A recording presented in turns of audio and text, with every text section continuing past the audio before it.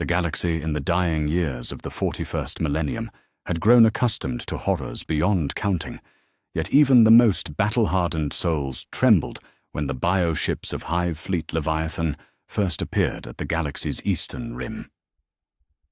The Third Tyrannic War had begun not with the calculated predation that marked the previous incursions, but with something far more disturbing. The Xenos came not as conquerors seeking sustenance, but as refugees fleeing a terror that dwarfed even their own bottomless hunger. Across the void between stars, the Hive Fleet's tendrils stretched like grasping fingers, each bioship blazing with the desperate fury of a cornered beast. The Tyranids devoured world after world with unprecedented savagery, or consuming not just biomass, but devouring entire ecosystems with a frenzied urgency that defied their usual methodical approach.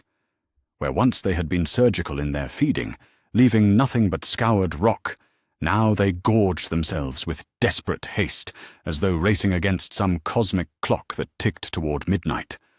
On the forge world of Metallica, Magos Biologis Belisarius Caul stood within his laboratory's sanctum, his mechanical appendages dancing across data streams that flickered like dying stars. For weeks, his cogitators had processed battlefield reports from across the eastern fringe, each transmission painting the same troubling picture. The biosignatures emanating from captured Tyranid organisms bore anomalous patterns that his analytical subroutines struggled to categorize. Distress hormones flooded the alien tissues in concentrations that suggested not hunger, but something that could only be described as terror. The revelation struck Caul's enhanced consciousness like a thunderbolt from an angry god. These were not the readings of an apex predator confidently stalking its prey. These were the biological markers of flight, of desperate escape from something so terrible that even the hive mind's perfect unity trembled before it. His mechadendrites twitched with agitation as he cross-referenced the data against millennia of xenobiological studies. Never in recorded history had the great devourer shown fear of anything, save perhaps the fell powers of the warp itself. On distant Ichar 4, Captain Uriel Ventris of the Ultramarines' 4th Company witnessed firsthand the madness that had seized the Tyranid swarms. His force had expected to face the calculated advance of warrior forms, backed by the usual bioform diversity that marked Hive Fleet tactics. Instead, they found themselves battling creatures that fought not with the cold efficiency of a hive mind, but with the desperate fury of animals driven beyond all reason. Hormagaunts charged into impossible positions, sacrificing themselves not to create tactical advantage, but as though they sought death rather than face what pursued them through the void. The battle raged for 7 dark-stained hours across the shell-pocked ruins of Havar Hive. Ventris watched through the scope of his bolt rifle as a massive carnifex, its carapace scarred by unknown wounds that predated the current engagement, threw itself against a reinforced adamantium barrier with such force that its own exoskeleton cracked. The creature's behavior defied every tactical analysis the Codex Astartes contained regarding Tyranid combat doctrine. This was not strategic adaptation. This was panic. Brother Librarian Tigurius, his psychic hood crackling with barely contained power, reached out across the battlefield with his enhanced consciousness. What he touched within the alien minds sent ice through his superhuman nerves.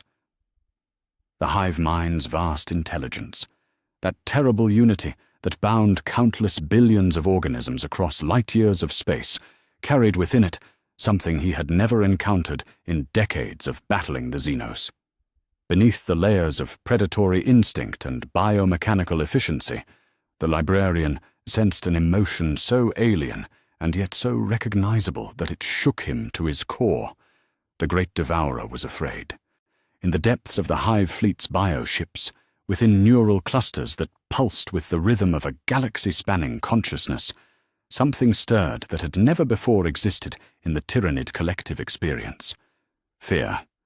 Pure, primal terror that transcended species and evolution itself. The hive mind's perfect unity shuddered under the weight of memories that belonged to consumed galaxies, far beyond the rim of known space. In those distant feeding grounds, it had encountered something worse than extinction. Something that did not merely destroy, but enslaved consciousness itself for all eternity. The bioships of Leviathan pressed forward with renewed desperation, their living hulls scarred by wounds that had been inflicted in battles fought across intergalactic distances. Each vessel carried within its genetic memory the echo of a terror so profound that the hive mind would rather face the combined might of the Imperium than turn back toward the darkness that pursued it. The galaxy's defenders celebrated each costly victory against the swarms, unaware that they fought not invaders, but refugees, fleeing from something infinitely worse. As the first phase of the Third Tyrannic War ground through its opening months, scattered reports began to reach the highest echelons of Imperial command. Adeptus Mechanicus data cogs processed battlefield footage of Tyranid bioforms exhibiting behavioral patterns that defied classification. Inquisitorial acolytes filed sealed reports describing Xenos organisms that seemed to fight two battles simultaneously, one against Imperial forces and another against shadows that existed only in their genetic memory. The pattern was becoming undeniable. The Tyranids had not come to conquer the galaxy. They had come to hide within it. In the sterile corridors of the Fortress of Hera on Macraga, Chapter Master Marneus Calgar studied tactical displays that showed Hive Fleet Leviathan's advance patterns. The projections made no sense according to established Tyranid doctrine. Rather than spreading to maximize biomass consumption, the fleet pressed forward in concentrated spearheads that suggested retreat rather than advance. The creatures fought with the fury of the cornered and the desperate, not the methodical patience of an apex predator, secure in its dominance. The galaxy trembled under the weight of a revelation it did not yet comprehend. Something moved in the darkness between galaxies, something so terrible that the great devourer itself fled before it like prey before an ultimate predator. The Third Tyrannic War had begun, but it was not the war anyone had expected. It was the opening act of a cosmic drama where humanity and Xenos alike would discover that there were fates worse than death and horrors greater than even the most ravenous hunger. The real enemy had not yet shown itself, but its shadow fell across every battlefield where Tyranid and Imperial forces clashed in desperate ignorance of the true threat that followed in the wake of the fleeing Hive fleets. And in the deepest reaches of space, beyond the galaxy's edge, something ancient and terrible began its final approach toward the Milky Way, drawn by the psychic beacon of the very minds that fled before it. The hunt was entering its final phase. Across the eastern reaches of the galaxy, where Hive Fleet Leviathan's tendrils spread like a cancer of living starships, the Imperium's psychic sentinels began to detect something that defied every precedent in their sacred archives. The astropaths stationed on fortress worlds and monitoring stations found their minds assaulted, not by the usual hungry silence that marked Tyranid presence, but by a cacophony of alien thoughts that seemed to carry the weight of desperate warning rather than predatory intent. On the fortress world of Vigilus Prime, astropath transcendent Yolanda Kursk pressed her palms against her temples as waves of Xeno's psychic emanations crashed against her consciousness like tide against unyielding stone. For 3 decades, she had served as the primary psychic monitor for this sector, her enhanced mind trained to detect the approach of warp storms and the whispers of demons seeking entry into real space. Never had she encountered transmissions like these. The Tyranid bioships were broadcasting not commands to their swarms, but something that resembled prayers to an uncaring void. The neural frequencies carried undertones of such profound terror that even her heavily warded psyche recoiled from full contact. These were not the calculated thought patterns of a hive mind coordinating its feeding, but the desperate transmissions of a species bearing witness to its own approaching extinction. Each pulse of alien consciousness contained fragmented images of darkness beyond darkness, of things that consumed not flesh, but the very essence of thought itself. The astropath's augmetic implants sparked as her mind struggled to process concepts for which human language possessed no words. Hundreds of light years distant, within the baroque halls of the Ultramarines' fortress monastery on Macraga, Chief Librarian Varro Tigurius felt the psychic tremors that emanated from the Hive Fleet's advance, like ripples in a cosmic pond. His enhanced consciousness, trained through decades of warfare against Xenos and demon alike, reached out across the void to touch the edges of the Great Devourer's vast intelligence. What he found there shattered every assumption the Adeptus Astartes had held about their ancient enemy. The hive mind's thoughts, usually an impenetrable wall of alien hunger and single-minded purpose, now carried within them echoes of something far more disturbing. Tigurius witnessed through the Xenos consciousness fragments of memory that belonged to galaxies already consumed, visions of civilizations that had fallen not to Tyranid teeth and claws, but to something infinitely worse. The images flickered through his awareness like fever dreams made manifest, worlds where the very stars had been enslaved to alien will. Civilizations that still existed in perfect preservation, their inhabitants conscious, but bound in eternal servitude to masters who fed not on flesh, but on the suffering of thinking beings. Within the deepest vaults of the librarium, Tigurius consulted ancient texts whose pages whispered of legends older than the Imperium itself. The fragmentary records spoke of the war in heaven, but of the old ones, and their final desperate flight from terrors that had emerged from beyond the known universe. Yet even those apocalyptic accounts paled before what the Tyranid memories revealed. The Great Devourer had not simply consumed its previous feeding grounds. It had fled from them in terror, carrying within its genetic memory the knowledge of entities that made the Citan seem like children playing with shadows. On the agri-world of Thessia Tertius, now little more than a scoured wasteland picked clean by Tyranid bioforms, Imperial archaeologists made discoveries that would reshape their understanding of galactic history. Beneath the stripped bedrock, where Tyranid reclamation pools had dissolved millennia of accumulated sediment, ancient ruins emerged that bore the hallmarks of Xenos architecture, far predating any known civilization. The structures had been deliberately buried, hidden away, as though their creators had sought to deny their very existence to future ages. Magos Archaeologis. Thaddeus Krone examined the crystalline formations with growing unease. The mathematical principles underlying their construction belonged to no known Xenos species, yet the degraded inscriptions carved into their surfaces told a tale of desperate flight and cosmic horror. The ancient builders, whoever they had been, had left warnings etched in a script that seemed to shift and writhe beneath direct observation. The messages spoke of things that came from the spaces between galaxies, the entities that did not conquer or destroy, but transformed entire civilizations into eternal monuments to their own suffering.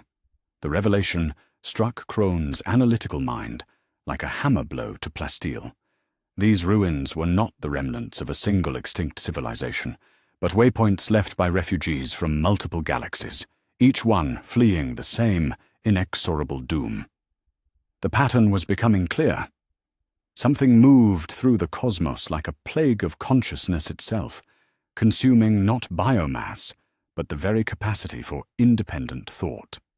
Each galaxy it touched became another link in a chain of enslaved minds that stretched across the void between stars. In the shadowed chambers of the Ordo Xenos, Inquisitor Helena Valerian pored over reports that painted a picture too terrible for most human minds to comprehend. Or the Tyranid advance patterns, when mapped against the archaeological discoveries, revealed a truth that challenged every assumption about the Xenos threat. The hive fleets were not invading the galaxy. They were seeking refuge within it, hoping that the combined might of the Imperium and the other galactic powers might provide some bulwark against the approaching darkness. The fragments of intercepted hive-mind communications, when processed through the most advanced cryptographic engines of the Mechanicus, revealed desperate attempts at something that could only be described as diplomacy. The Great Devourer was trying to warn the galaxy's inhabitants about what followed in its wake. Each world consumed provided not just biomass for the hive fleets, but also raw material for the fortifications they hoped to build against their pursuers. The Tyranids were not just feeding, they were fortifying the galaxy against something worse. As the second month of the Third Tyrannic War ground through its fierce progression, reports began to reach Terra itself of anomalous readings from the galaxy's eastern rim. Long-range Auspex arrays detected distortions in local space-time that suggested massive objects moving through the intergalactic void, entities so vast that they bent the very fabric of reality around them. The Imperial Navy's most experienced navigators reported sensing something in the warp that defied classification, a presence that seemed to exist simultaneously in real space, and the Imperium without belonging fully to either. The Astronomican's choir of psychers began experiencing nightmares of unprecedented intensity. Their visions of galaxies transformed into vast machines of torment, where billions of enslaved minds served as components in engines of incomprehensible purpose. The psychic lighthouse that guided Imperial ships across the galaxy flickered as its operators struggled against the weight of alien thoughts that pressed against their consciousness like a tide of liquid darkness. Even the Emperor's own divine will seemed strained by the effort of maintaining the beacon's light against the encroaching shadow. Brother Captain Sicarius of the Ultramarines' Second Company studied tactical displays that showed Tyranid bioship configurations unlike any recorded in the Codex Astartes. The Xenos vessels had begun forming defensive formations rather than the aggressive hunting patterns that marked their usual behavior. The massive bioconstructs that served no apparent purpose in planetary assault were being grown in the void between stars, their purpose as mysterious as their alien architecture. It was as though the hive mind was preparing for a siege rather than conducting one. Deep within the bioships themselves, creatures that had never before existed in the Tyranid genetic template began to take shape in spawning chambers that pulsed with desperate urgency. These new forms bore no resemblance to the warrior breeds or feeding organisms that comprised the usual hive fleet arsenal. Instead, they seemed designed for a single purpose that would have been unthinkable for the Great Devourer in any previous incarnation. They were builders of fortifications, the engineers of last desperate defenses against a threat that even the galaxy's apex predator feared to face. The whispers in the void continued to multiply, each transmission carrying fragments of terrible knowledge that the Imperium's scholars struggled to comprehend.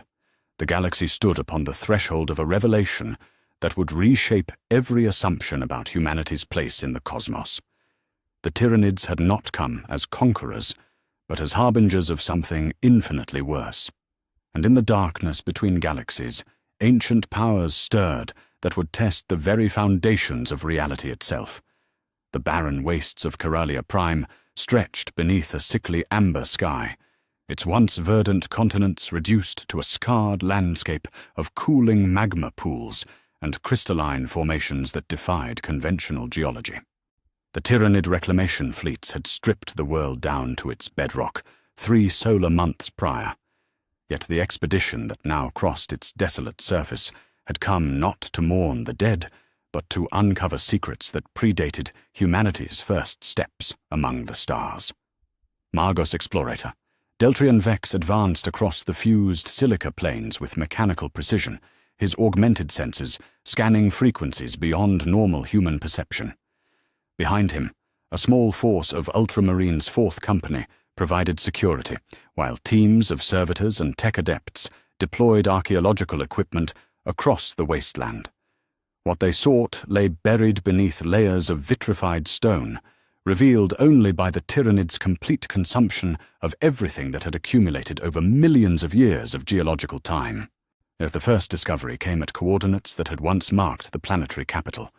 Beneath the glassy surface, Brother Sergeant Lurkus's Auspex detected geometric anomalies that spoke of artificial construction on a scale that dwarfed even the grandest Imperial monuments. When the excavation servitors finally broke through the fused crust, they revealed architecture that belonged to no known Xenos species. The structures were organic, yet impossibly ancient, their surfaces covered in script that seemed to writhe and shift beneath direct observation, like living tissue frozen in stone. Vex's mechanical appendages traced the alien glyphs with reverent precision as his cogitators struggled to process their meaning. The mathematical principles underlying the construction were elegant beyond human comprehension, yet the materials themselves told a story of desperate haste and incomplete work. These ruins had been abandoned mid-construction, their builders fleeing before their work could be completed. The Magos' enhanced intellect pieced together fragments of the inscriptions, revealing warnings etched in languages that predated the rise of the Citan by epochs uncounted. The text spoke of the Old Ones, those ancient shapers of life who had ruled the galaxy during its youth. Yet these were not the triumphant records of galactic masters, but the terrified testimonies of refugees fleeing from something that had emerged from the spaces between galaxies. The warnings described entities of such malevolent intelligence that they could corrupt the very essence of psychic consciousness, or turning the gift of mental power into a prison of eternal servitude. Brother Librarian Tigurius, who had accompanied the expedition at the chapter master's express command, felt his psychic wards recoil as he approached the central structure. The stones themselves radiated an aura of ancient terror, so profound that it transcended the barriers of time itself. When he finally made contact with the Xenos artifact, visions crashed through his consciousness like breaking waves of liquid nightmare. He witnessed the death of galaxies not through conquest, but through a more insidious transformation.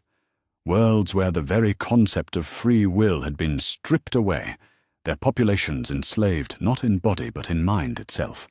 The visions showed civilizations that continued to function with perfect efficiency, their inhabitants going about their daily lives while serving masters they could no longer remember choosing to resist.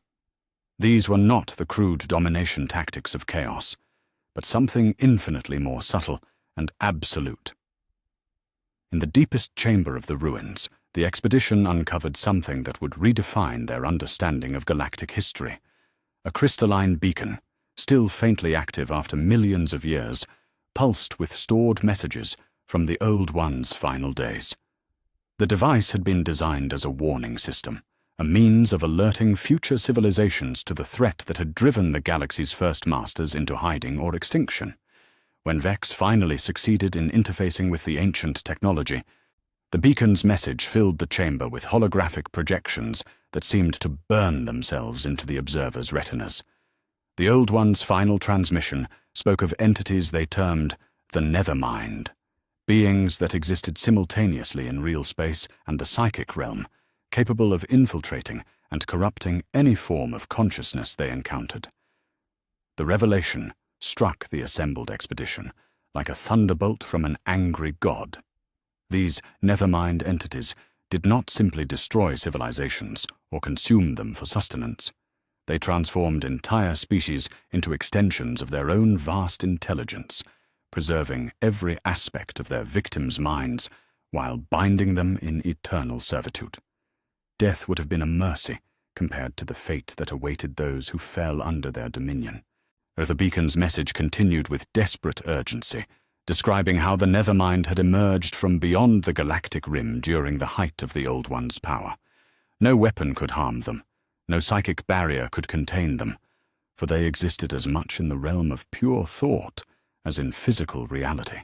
Their very presence corrupted the warp itself, turning the sea of souls into a feeding ground for entities that consumed consciousness as mortals consumed air.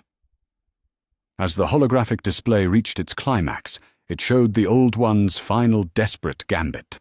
Unable to defeat the Nethermind through direct confrontation, they had scattered to the galaxy's edge, leaving behind warning beacons and seeding the void with psychic mines designed to delay their pursuers. Some had fled beyond the galactic rim entirely, hoping to find refuge in the intergalactic void. Others had gone into deep stasis, planning to emerge only after the threat had passed. Yet the beacon's final message carried implications too terrible to fully comprehend. The Old One's flight had not been successful. The Nethermind had consumed their home galaxy entirely, transforming it into a vast machine of enslaved consciousness. Now they moved through the cosmic dark, following the psychic trails left by any civilization foolish enough to employ the powers of the mind. The Tyranids, with their galaxy-spanning hive mind, had become an irresistible beacon, drawing the Nethermind inexorably toward the Milky Way. Tygurius staggered back from the beacon as the full weight of the revelation crushed down upon his enhanced consciousness. The Great Devourer had not come to the galaxy as a conqueror. It had fled here in the desperate hope that the combined psychic might of the galaxy's defenders might provide some bulwark against their pursuers. Every world the Tyranids consumed provided not just biomass, but raw material for the fortifications they hoped to build against an enemy that could not be fought with conventional weapons. The implications were staggering. The Third Tyrannic War was not an invasion, but a desperate attempt at alliance. The Tyranids had consumed their previous galaxy not out of hunger, but while fleeing in terror, stripping entire star systems of their resources to fuel their escape. Or they had crossed the intergalactic void, carrying within their genetic memory the knowledge of entities so terrible that even the galaxy's apex predator preferred extinction to capture. Outside the ruins, the amber sky began to darken as clouds gathered with unnatural speed. The beacon's activation had sent ripples through the warp that would be felt across the sector. Somewhere in the void between galaxies, ancient intelligences stirred as they sensed the psychic disturbance. The Nethermind had been following the Tyranids' trail for millions of years, and each activation of Old One technology brought them one step closer to their final destination. As the expedition prepared to withdraw with their terrible knowledge, servo skulls recorded every detail of the alien warnings for transmission to Terra. The Imperium's highest echelons would soon learn that humanity faced not one existential threat, but two. The Tyranids had brought more than hunger to the galaxy's doorstep. They had brought the attention of entities that made the Great Devourer seem like a frightened child fleeing from nightmares made manifest. The wind across Coralia Prime's dead surface carried whispers that belonged to no living tongue, echoes of the Old One's final screams as their consciousness was absorbed into something vast and alien beyond all comprehension. The galaxy stood upon the threshold of a war unlike any in its history, where victory would mean not conquest, but the preservation of the very concept of free thought itself. In the depths of space, beyond the reach of even the most powerful telescopes, their shadows moved between the stars that were not shadows at all, but the vanguard of an intelligence that had consumed entire galaxies in its hunger for conscious minds. The Nethermind was coming, drawn by the psychic beacon of the hive mind's terror, and nothing in the known universe could stand against entities that treated reality itself as merely another mind to be enslaved. The psychic emanations from Hive Fleet, Leviathan's forward tendrils, had grown stronger with each passing solar day, their alien frequencies pressing against the minds of every psyker within 100 light-years, like waves against a crumbling seawall. Chief Librarian Varro Tygurius felt the weight of that vast intelligence bearing down upon his consciousness as he prepared for what no Imperial psyker had ever attempted. He would make direct contact with the hive mind itself, not to do battle but to understand the terror that drove the galaxy's greatest predator to desperate flight. Within the sanctified chambers of the fortress of Hera's deepest levels, Tygurius knelt before an altar carved from meteoric stone that had fallen from the skies of Macraga 10,000 years before the Emperor's birth.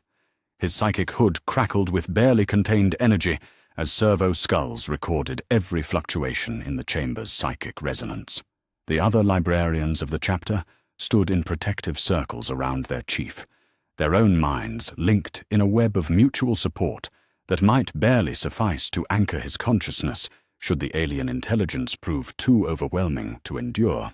But the first touch of the hive mind against Tygurius's awareness came not as the brutal assault he had expected, but as a desperate plea for understanding that transcended the barriers between species. The alien consciousness that brushed against his own carried within it the weight of eons, memories that stretched back across gulfs of time that predated humanity's first stumbling steps toward the stars.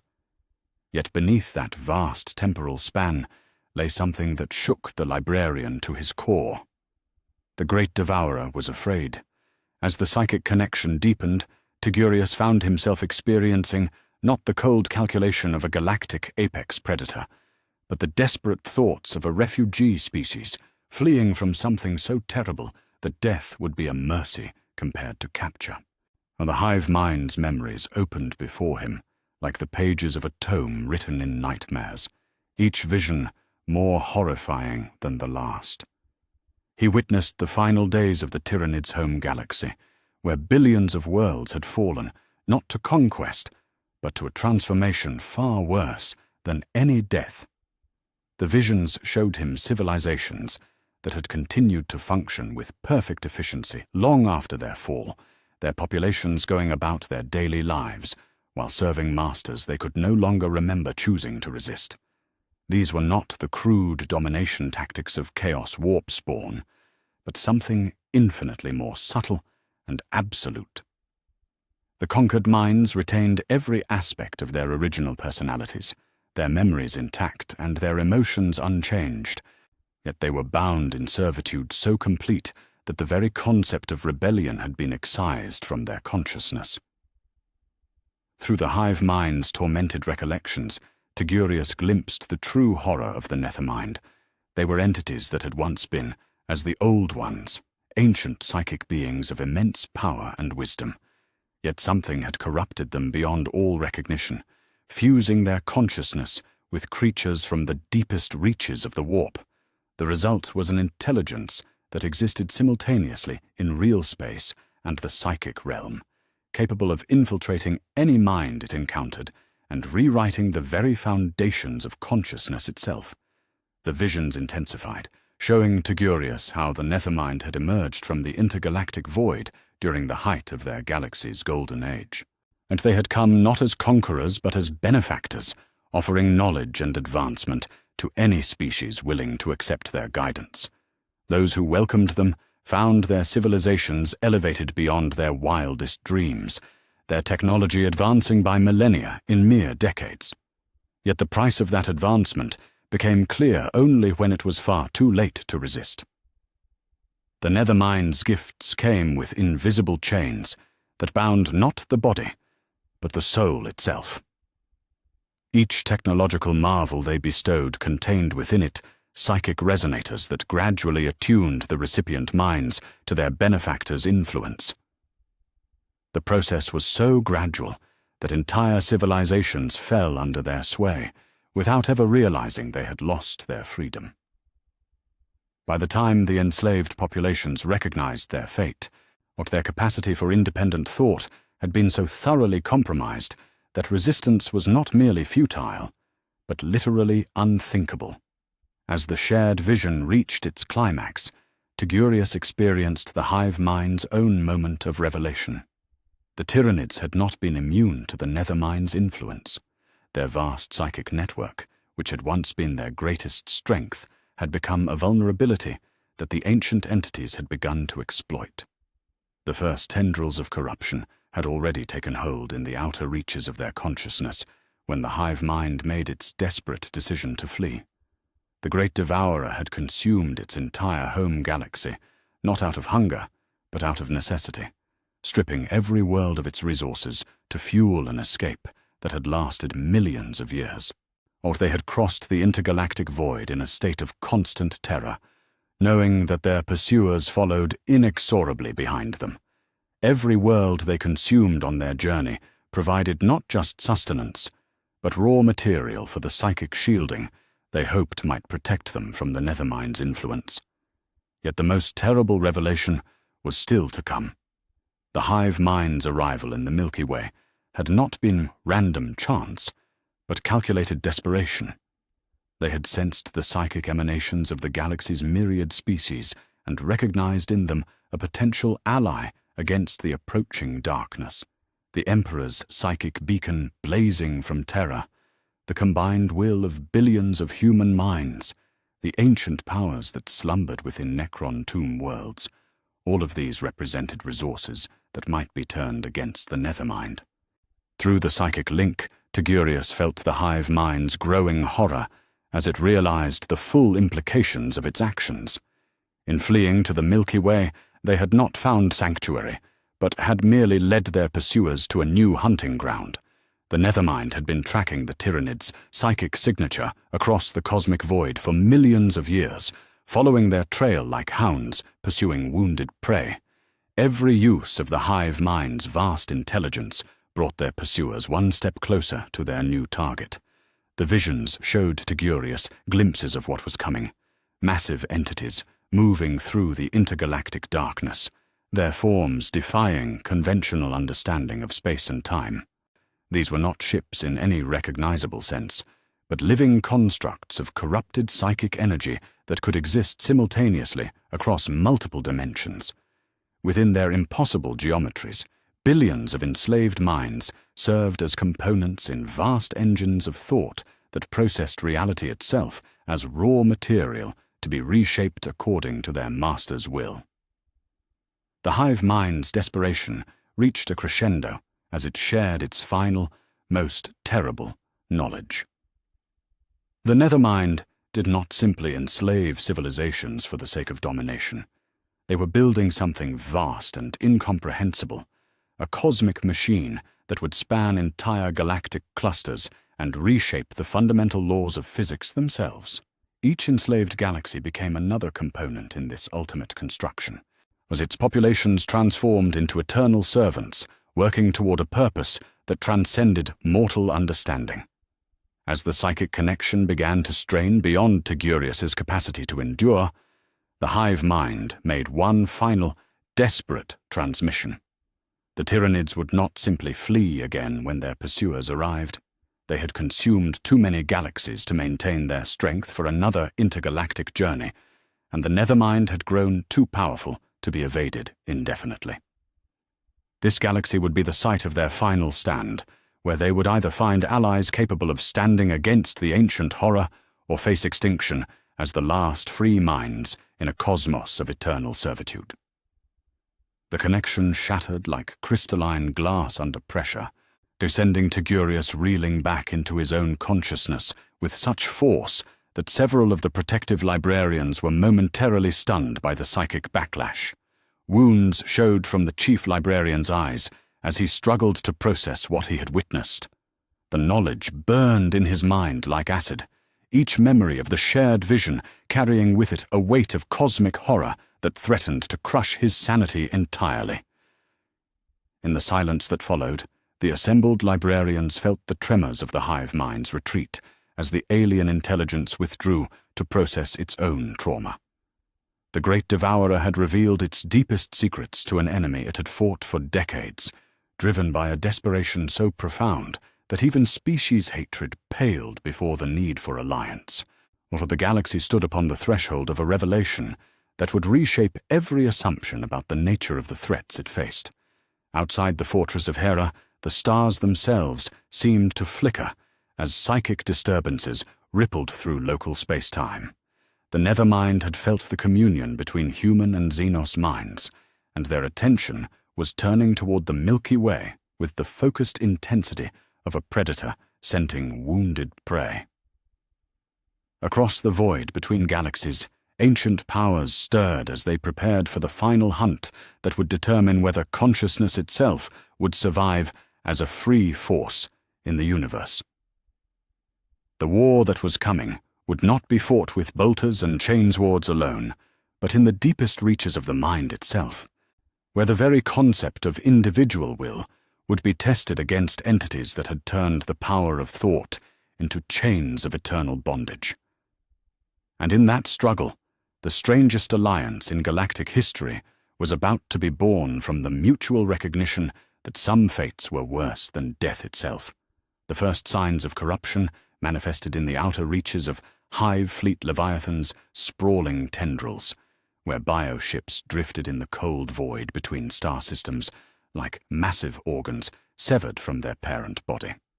Imperial Navy patrol vessels conducting long-range reconnaissance reported anomalous behavior patterns among the Xenos fleets that defied every tactical analysis in the Codex Astartes. Where once the Tyranid bioships had moved with the synchronized precision of a single vast organism, what now they exhibited erratic behaviors that suggested internal conflict on a scale unprecedented in recorded xenobiology. Captain Korath of the strike cruiser, Righteous Fury, observed the phenomenon firsthand as his vessel conducted a deep patrol along the Segmentum Ultima's rim. Through the bridge's armored viewing ports, he watched a cluster of Tyranid bioships engage not Imperial targets, but each other, in a battle that raged across the void with desperate fury. Massive hive ships, their hulls scarred by wounds that could only have been inflicted by their own kind, exchanged bioplasma salvos that lit the darkness between stars like miniature suns going nova. The corrupted bioforms moved with patterns that no Imperial tactician had ever recorded. Their attacks were precise and calculated, is targeting not the enemy vessel's weapon systems or vital organs, but specific neural clusters that served as conduits for the hive mind's control. These were not the random mutations that sometimes plagued Tyranid evolution, but deliberate modifications designed to sever the connection between individual organisms and the greater collective consciousness that bound them together. On the agri-world of Thessian Septimus, Imperial Guard forces preparing defensive positions witnessed something that would haunt their dreams for the remainder of their abbreviated lives. A swarm of hormagaunts emerged from the underground tunnels that honeycombed the planet's crust, but these creatures did not charge toward the Imperial lines with their characteristic mindless fury. Instead, they moved with calculated precision toward their own kind, as engaging termagant broods in combat that violated every principle of Tyranid collective behavior. The corrupted hormagaunts fought not to kill but to capture, their scything talons modified with neural parasites that burrowed into their victims' primitive nervous systems. Those Tyranids that fell to the corrupted swarms did not die, but rose again with movements that carried the mechanical precision of perfectly programmed servitors. Their compound eyes, once ablaze with alien hunger, now glowed with a cold intelligence that belonged to neither the hive mind nor any natural evolution of Xenos consciousness. Brother Captain Sicarius, leading the Ultramarine Second Company's deployment on Thessian Septimus, ordered his forces to maintain observation positions as the Xenos civil war unfolded before them. What they witnessed challenged every assumption the Adeptus Astartes had held about the nature of their ancient enemy. The corrupted Tyranids were not simply ending their uncorrupted kin, but transforming them through some process that preserved their physical forms while enslaving their minds to an alien will. The horror deepened as the pattern of corruption spread through the lower bioforms to the larger creatures that formed the backbone of Tyranid assault forces. Carnifexes turned against their brood brothers with the same methodical precision, their living weapons modified to deliver neural toxins rather than the bioacids and explosive projectiles that marked their usual armaments.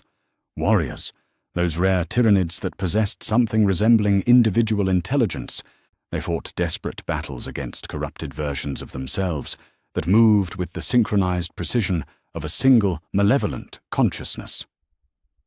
Within the bioship Dominatrix Eternal, floating in the cold vacuum beyond Thessian Septimus's atmosphere, the hive mind experienced something that had no precedent in its millions of years of existence.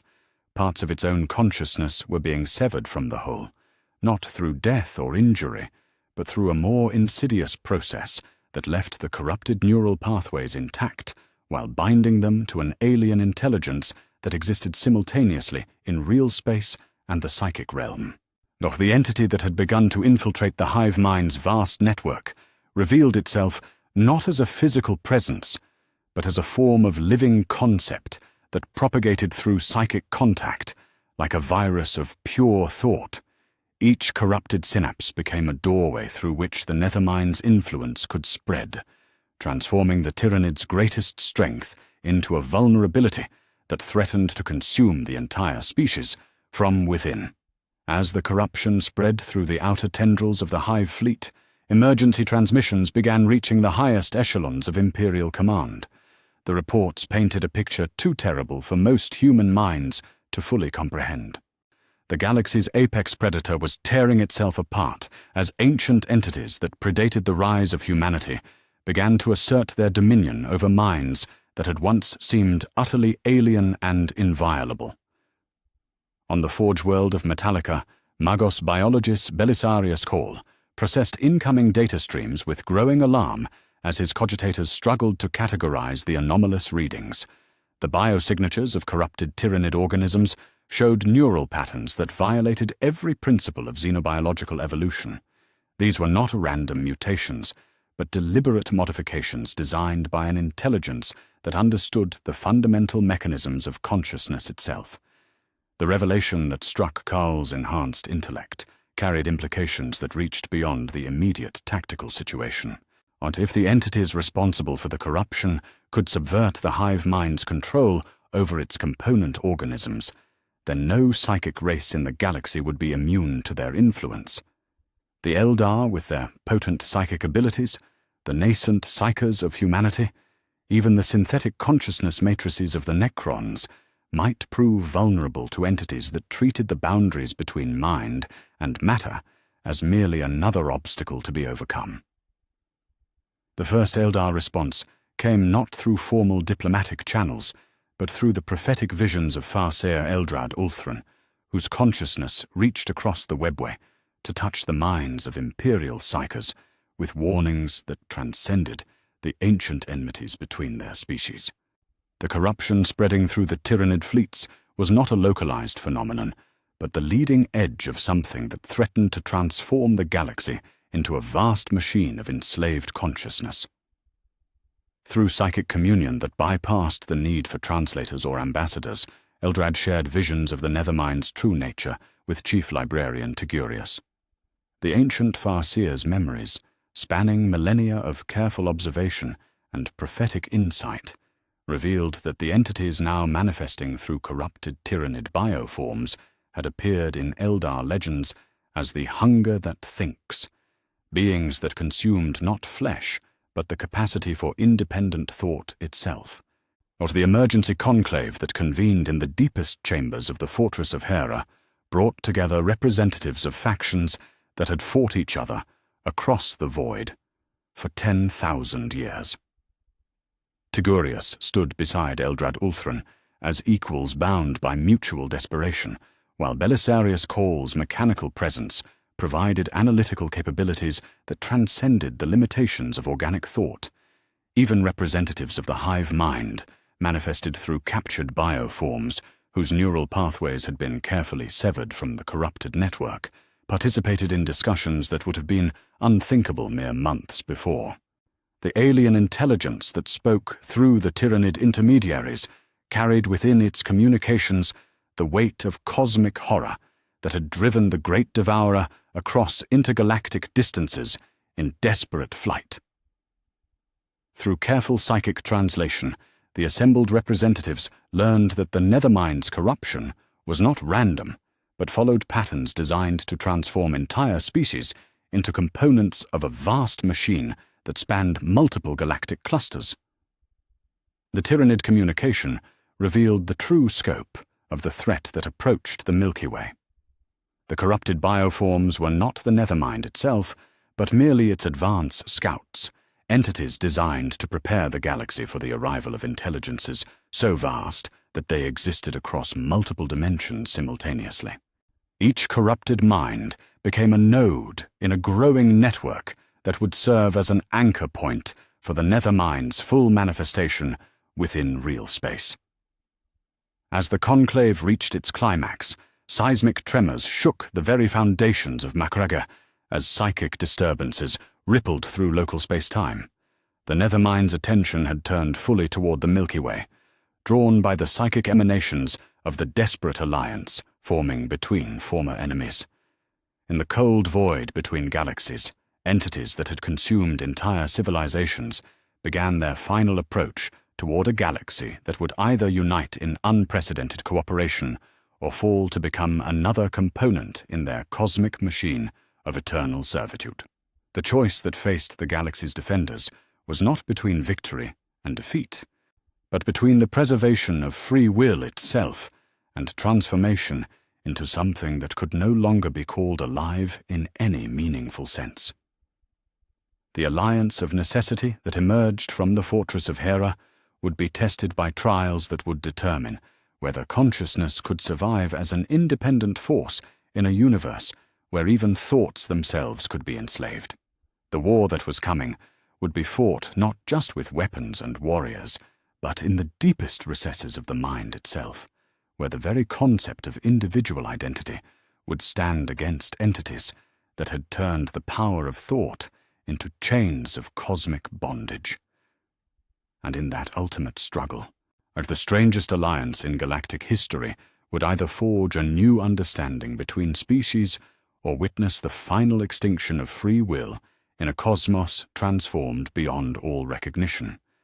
The great assembly that convened within the cathedral of Hera's sacred halls would have been denounced as heretical madness by any imperial citizen who witnessed it, yet the desperate circumstances that had brought these ancient enemies together transcended all previous understanding of loyalty and faith.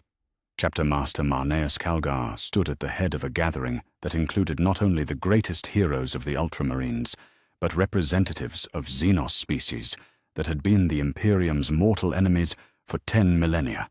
Farseer Eldrad Ulthran emerged from the webway portal that had manifested within the cathedral's nave, his ancient features bearing the weight of prophetic knowledge that had guided the Eldar through their darkest hours. Behind him came a delegation of craft-world seers, whose combined psychic might represented the concentrated wisdom of a dying race that had learned to fear extinction above all other considerations. Yet even their millennia of experience paled before the cosmic horror that now threatened to reduce all conscious thought to eternal servitude. The hive mind's representatives manifested through bioforms that had been carefully severed from the corrupted network, their alien consciousness speaking through neural interfaces that Magos biologist Kaul had constructed from a fusion of Imperial and Xenos technology. The creature's compound eyes blazed with intelligence that belonged to a collective mind spanning light years, but yet their communications carried undertones of desperation that needed no translation to understand. The most shocking arrival came through a dimensional rift that tore reality itself like parchment before the inexorable will of the Silent King. Sharek emerged from his self-imposed exile in the intergalactic void, his necrodermis form radiating power that made even the Space Marine's enhanced physiology recoil from his presence. The ancient Necron overlord had felt the Nethermind's approach across cosmic distances, recognizing in their psychic emanations the same existential threat that had once driven his people to surrender their souls to the star gods. The Silent King's metallic voice resonated through the cathedral as he addressed the assembled representatives in Gothic, rendered with perfect linguistic precision. His words carried the weight of 60 million years of existence, recounting encounters with entities that predated the war in heaven itself. The Nethermind were not native to this reality, he revealed, but refugees from dimensions where the fundamental laws of physics had been rewritten to serve the will of enslaved consciousness. Through careful psychic translation provided by Chief Librarian Tigurius, the hive mind shared its most terrible memories with the assembled alliance. The visions revealed civilizations that had welcomed the Nethermind as benefactors, accepting their gifts of advanced technology and psychic enhancement without understanding the invisible chains that came with such generosity. Each technological marvel contained within it psychic resonators that gradually attuned recipient minds to their benefactors' influence, to creating networks of enslaved consciousness that spanned entire galactic clusters. The revelation that struck the assembly like a thunderbolt from an angry god came when Eldrad shared intelligence gathered by Eldar scouts operating within the Eye of Terror itself. Even the Chaos Gods had begun to withdraw their influence from the galaxy's rim, pulling back into the deepest reaches of the warp as they sensed the approach of entities that could corrupt even demonic consciousness. The ruinous powers, for all their malevolent intelligence, recognized in the Nethermind a force that threatened the very concept of individual will that made their own existence possible. The warp storms that had raged across the galaxy's eastern reaches were not random phenomena, but deliberate barriers erected by chaos itself, a desperate attempt to shield the sea of souls from contamination by entities that existed simultaneously in real space and the psychic realm. The sight of Nurgle's plagues retreating before something worse than cosmic entropy, of Khorne's rage yielding to a threat that promised eternal pacifism through mental bondage, sent tremors of existential dread through even the most battle-hardened space marines. Marneus Calgar's strategic mind processed the implications with the cold calculation that had made him one of the Imperium's greatest military commanders. The alliance that faced them was not a choice born of preference, but of absolute necessity. Every major faction in the galaxy had come to the same inescapable conclusion.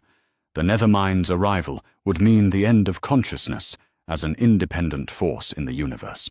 The first joint operations began within solar hours of the Cathedral Conclave's conclusion.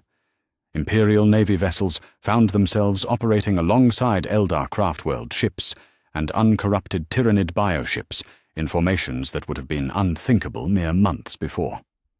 The sight of Space Marines coordinating with Aspect Warriors, while Hive ship weapons provided covering fire, challenged every assumption about the nature of warfare in the 41st millennium. On the fortress world of Cardia, where the Eye of Terror's malevolent influence had made the population intimately familiar with the horrors of the warp, Imperial Guard regiments watched in stunned silence as Eldar Rangers fought side by side with Ultramarine scouts against corrupted Tyranid organisms that moved with the mechanical precision of servitors. The enemy they faced no longer bore any resemblance to the Great Devourer's usual hungry ferocity, but displayed the calculated efficiency of a consciousness that treated individual minds as mere components in a vast machine. The corrupted bioforms fought not to consume or destroy, but to capture and convert, their living weapons modified to deliver neural toxins that preserved their victims' physical forms while enslaving their consciousness to the Nethermind's growing network. Each fallen defender who rose again with eyes that blazed with alien intelligence became another node in a spreading web of psychic domination that threatened to transform the galaxy's defenders into instruments of their own enslavement. Belisarius Cowl's forged laboratories on Metallica worked around the solar cycle to develop countermeasures against the Nethermind's influence, combining Imperial technology with xenotech provided by Eldar bone singers and tactical data transmitted by the hive mind itself. The resulting hybrid weapons systems violated every principle of orthodox Imperial doctrine, yet their effectiveness against the corrupted bioforms proved that desperate times demanded equally desperate measures. The Silent King's contributions to the Alliance proved invaluable as his Necrodermis legions demonstrated immunity to the Nethermind's psychic influence through their artificial consciousness. Necron warriors and immortals fought alongside living defenders with mechanical precision, their Gauss weapons proving devastatingly effective against bioforms that relied on organic neural networks to maintain their enslaved state. Yet even the Necron's technological superiority could not fully counter the Nethermind's insidious influence. The Silent King revealed that his people's transformation into mechanical beings had been driven partially by ancient encounters with similar entities in the galaxy's distant past. The Nethermind represented a threat that transcended the boundaries between organic and artificial consciousness, capable of enslaving even synthetic minds through methods that the Citan themselves had feared to contemplate. The Alliance's first major victory came at the Battle of Zerion's Gate, where combined Imperial, Eldar, Necron, and Tyranid forces successfully contained a major outbreak of Nethermind corruption that threatened to spread across an entire subsector. the sight of Space Marines providing covering fire for Eldar Wraith Guards, while Necron destroyers coordinated their attacks with Tyranid carnifexes, created tactical doctrines that would have been impossible to conceive under normal circumstances. The cost of victory was measured not only in the lives lost, but in the fundamental transformation of galactic civilization itself. Ancient hatreds that had defined the relationships between species for millennia were set aside in the face of a threat that promised to make such distinctions meaningless. Of the Imperium's xenophobic doctrine faced its greatest test as human soldiers fought and died alongside alien warriors in defense of a concept that transcended species boundaries, the right of consciousness to remain free. As reports of successful joint operations reached the highest echelons of command across multiple species, a new form of hope began to emerge from the darkness of despair. The galaxy's diverse factions had discovered that their combined strengths might provide the foundation for resistance against entities that had consumed entire galactic clusters. The Nethermind had expected to face a divided galaxy torn by ancient hatreds, but instead found themselves confronting an unprecedented alliance forged by mutual recognition of their shared mortality. And the war that was coming would test every assumption about the nature of consciousness itself, challenging the boundaries between organic and artificial life, between individual will and collective purpose. Yet in the face of entities that sought to reduce all thought to eternal servitude, the galaxy's defenders had found something worth preserving that transcended the ancient divisions that had once seemed insurmountable. The alliance of necessity that emerged from the Cathedral of Hera would either forge a new era of galactic cooperation or witness the final extinction of free will in a cosmos transformed beyond all recognition.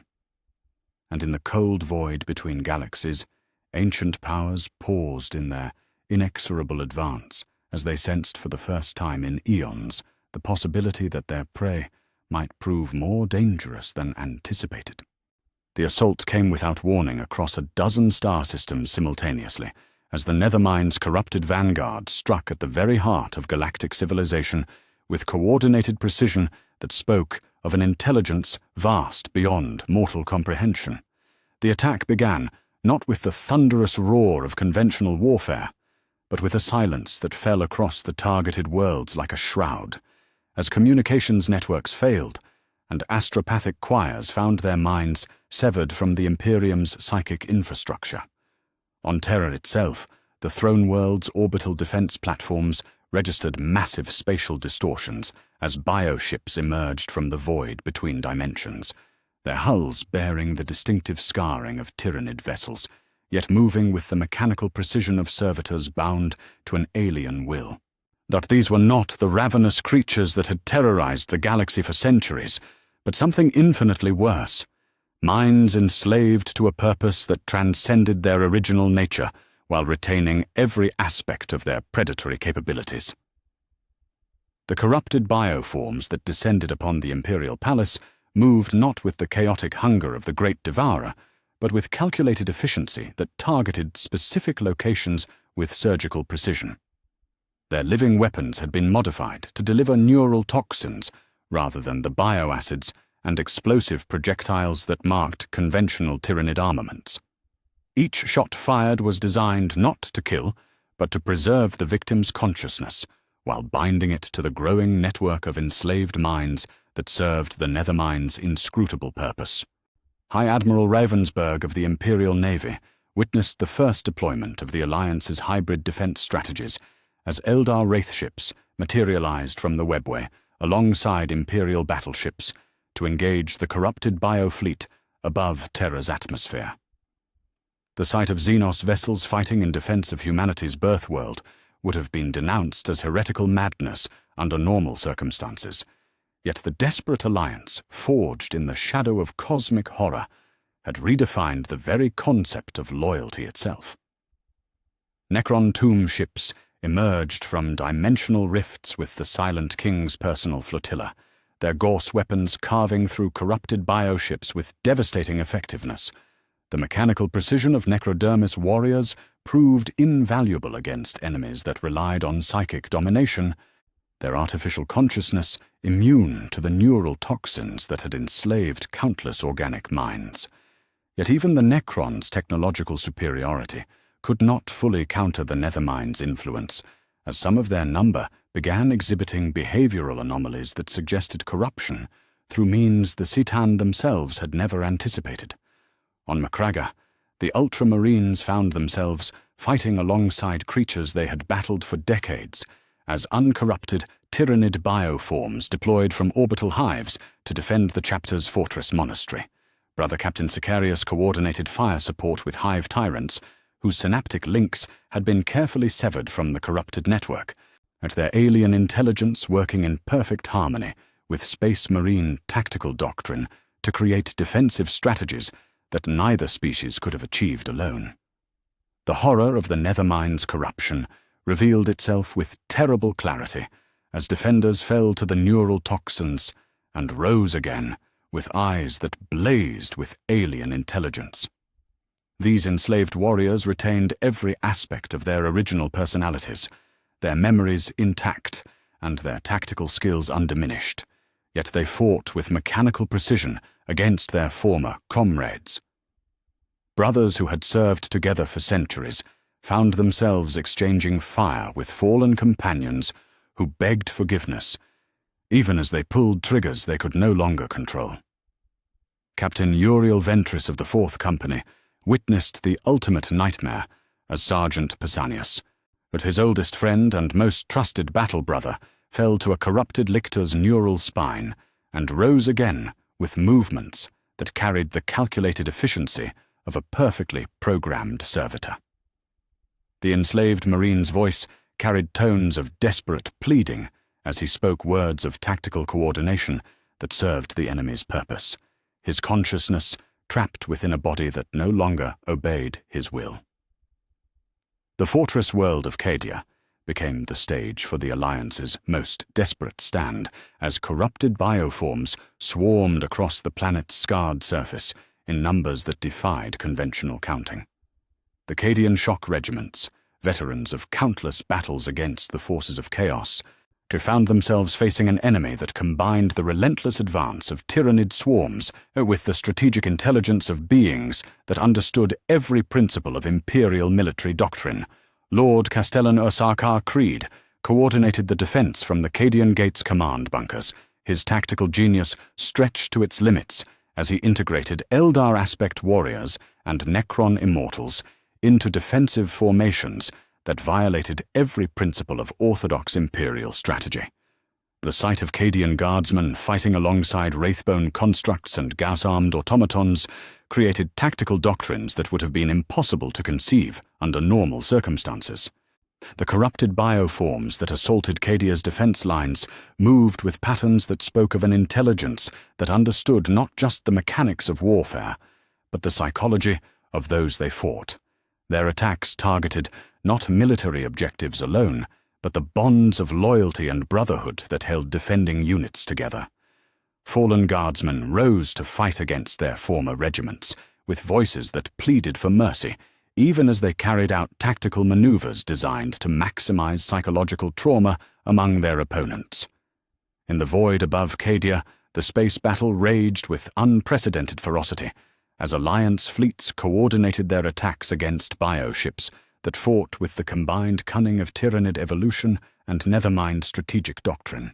As Imperial Navy vessels provided long-range bombardment support, while Eldar craft worlds deployed their most advanced weapon systems, and Necron tomb ships carved through enemy formations with Gauss weapons that turned living matter into its component atoms. The turning point came when Magos Biologus Belisarius Kaul deployed the first of his hybrid weapon systems, forge-built instruments of destruction that combined Imperial technology with xenotech, provided by Eldar bone singers, and tactical data transmitted by the hive mind itself. These weapons violated every principle of orthodox Imperial doctrine, yet proved devastatingly effective against corrupted bioforms that relied on organic neural networks to maintain their enslaved state. As the psychic resonance cannons that Cole had constructed from a fusion of Imperial psychic technology and Eldar spirit stones created fields of mental disruption that severed the neural links between corrupted organisms and their nethermind masters. For the first time since the corruption began, enslaved defenders found their consciousness briefly freed from alien control, though the cost of that liberation often proved fatal, as their minds recoiled from the trauma of enslavement. As the battle reached its climax across multiple worlds simultaneously, the Alliance's defenders began to understand the true scope of the sacrifice required to resist the Nethermind's advance. Victory could not be measured in territories defended or enemies destroyed, but in the preservation of consciousness itself as an independent force in the universe. And each world saved came at a cost that could be counted not just in lives lost, but in the fundamental transformation of galactic civilization. The sight of Space Marines fighting and dying alongside Xenos warriors, of Imperial Guard regiments coordinating their fire with Tyranid bioforms, of Necron destroyers providing covering fire for Eldar Rangers, challenged every assumption about the nature of loyalty and faith in the 41st millennium. The alliance of necessity that had emerged from the shadow of cosmic horror was writing new definitions of honor and duty in the blood of those who defended not just their own species, but the very concept of free will itself. By the battle's end, Terra's orbital defenses lay in ruins, but the throne world remained free. Macraga's surface bore scars that would take centuries to heal, yet the Ultramarine's gene seed remained uncorrupted. Cadia's fortress gate had held against an assault that would have broken any conventional defense, though the cost in lives could be measured in the millions. The Alliance had achieved victory, but it was a victory that carried within it the seeds of questions that would reshape the galaxy's understanding of what it meant to be human in an age of necessary cooperation with former enemies. The corrupted bioships that survived the assault withdrew into the void between stars, carrying with them the neural patterns of thousands of enslaved minds that would serve as templates for the next wave of attacks. The Nethermind had tested the galaxy's defenders and found them more resilient than expected. Yet the ancient entities that moved through the cosmic dark possessed patience measured in geological ages and resources that spanned multiple galactic clusters. The alliance that had emerged from the fires of desperate battle faced a choice that would define the future of conscious thought in the universe. They could retreat to their separate domains and await the next assault in isolation, or they could forge bonds of cooperation that transcended the ancient hatreds that had once seemed insurmountable. The war that was coming would determine whether consciousness could survive as a free force in a cosmos where even thoughts themselves could be enslaved, and the price of that survival was being written in the blood and sacrifice of beings who had once been mortal enemies. In the aftermath of the great battle, as the dead were counted and the wounded tended across a dozen shattered worlds, the Alliance's greatest minds gathered in the depths of Macraga's fortress of Hera to confront a truth that would test the very foundations of conscience itself.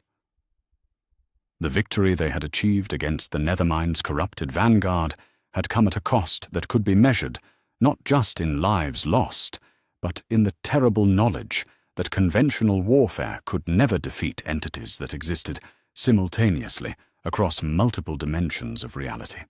Farseer Eldrad Ulthran stood before the crystalline interface that linked his consciousness to the hive mind's vast intelligence, his ancient features bearing the weight of prophetic visions that had shown him glimpses of the galaxy's potential futures.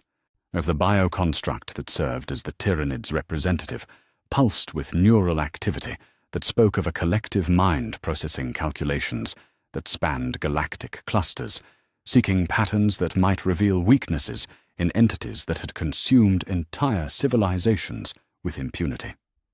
The psychic communion between Eldar and Tyranid minds represented a fusion of consciousness that would have been impossible under normal circumstances. Yet the desperate alliance, forged in the shadow of cosmic horror, had redefined the boundaries of what was conceivable. Through careful neural interface, two of the galaxy's most powerful psychic intelligences combined their knowledge to probe the fundamental nature of the Nethermind's existence. The revelation came not as a sudden understanding, but as a gradual horrifying comprehension that built like a tide of liquid despair across their linked consciousness. The Nethermind's power derived not from their technological superiority or their mastery of dimensional manipulation, but from their ability to exist as parasitic consciousnesses that fed on the psychic emanations of enslaved minds. Each corrupted civilization became another component in a vast network that spanned multiple galactic clusters, their combined consciousness serving as both fuel and foundation for the ancient entity's continued existence. Yet within that terrible understanding lay the seeds of a solution so costly that even the hive mind's collective intelligence recoiled from its implications. The Nethermind's parasitic nature meant they required a constant supply of conscious minds to sustain their existence across multiple dimensions. If that supply could be severed completely, their grip on real space would weaken enough to allow their banishment back to the dimensional spaces from which they had originally emerged.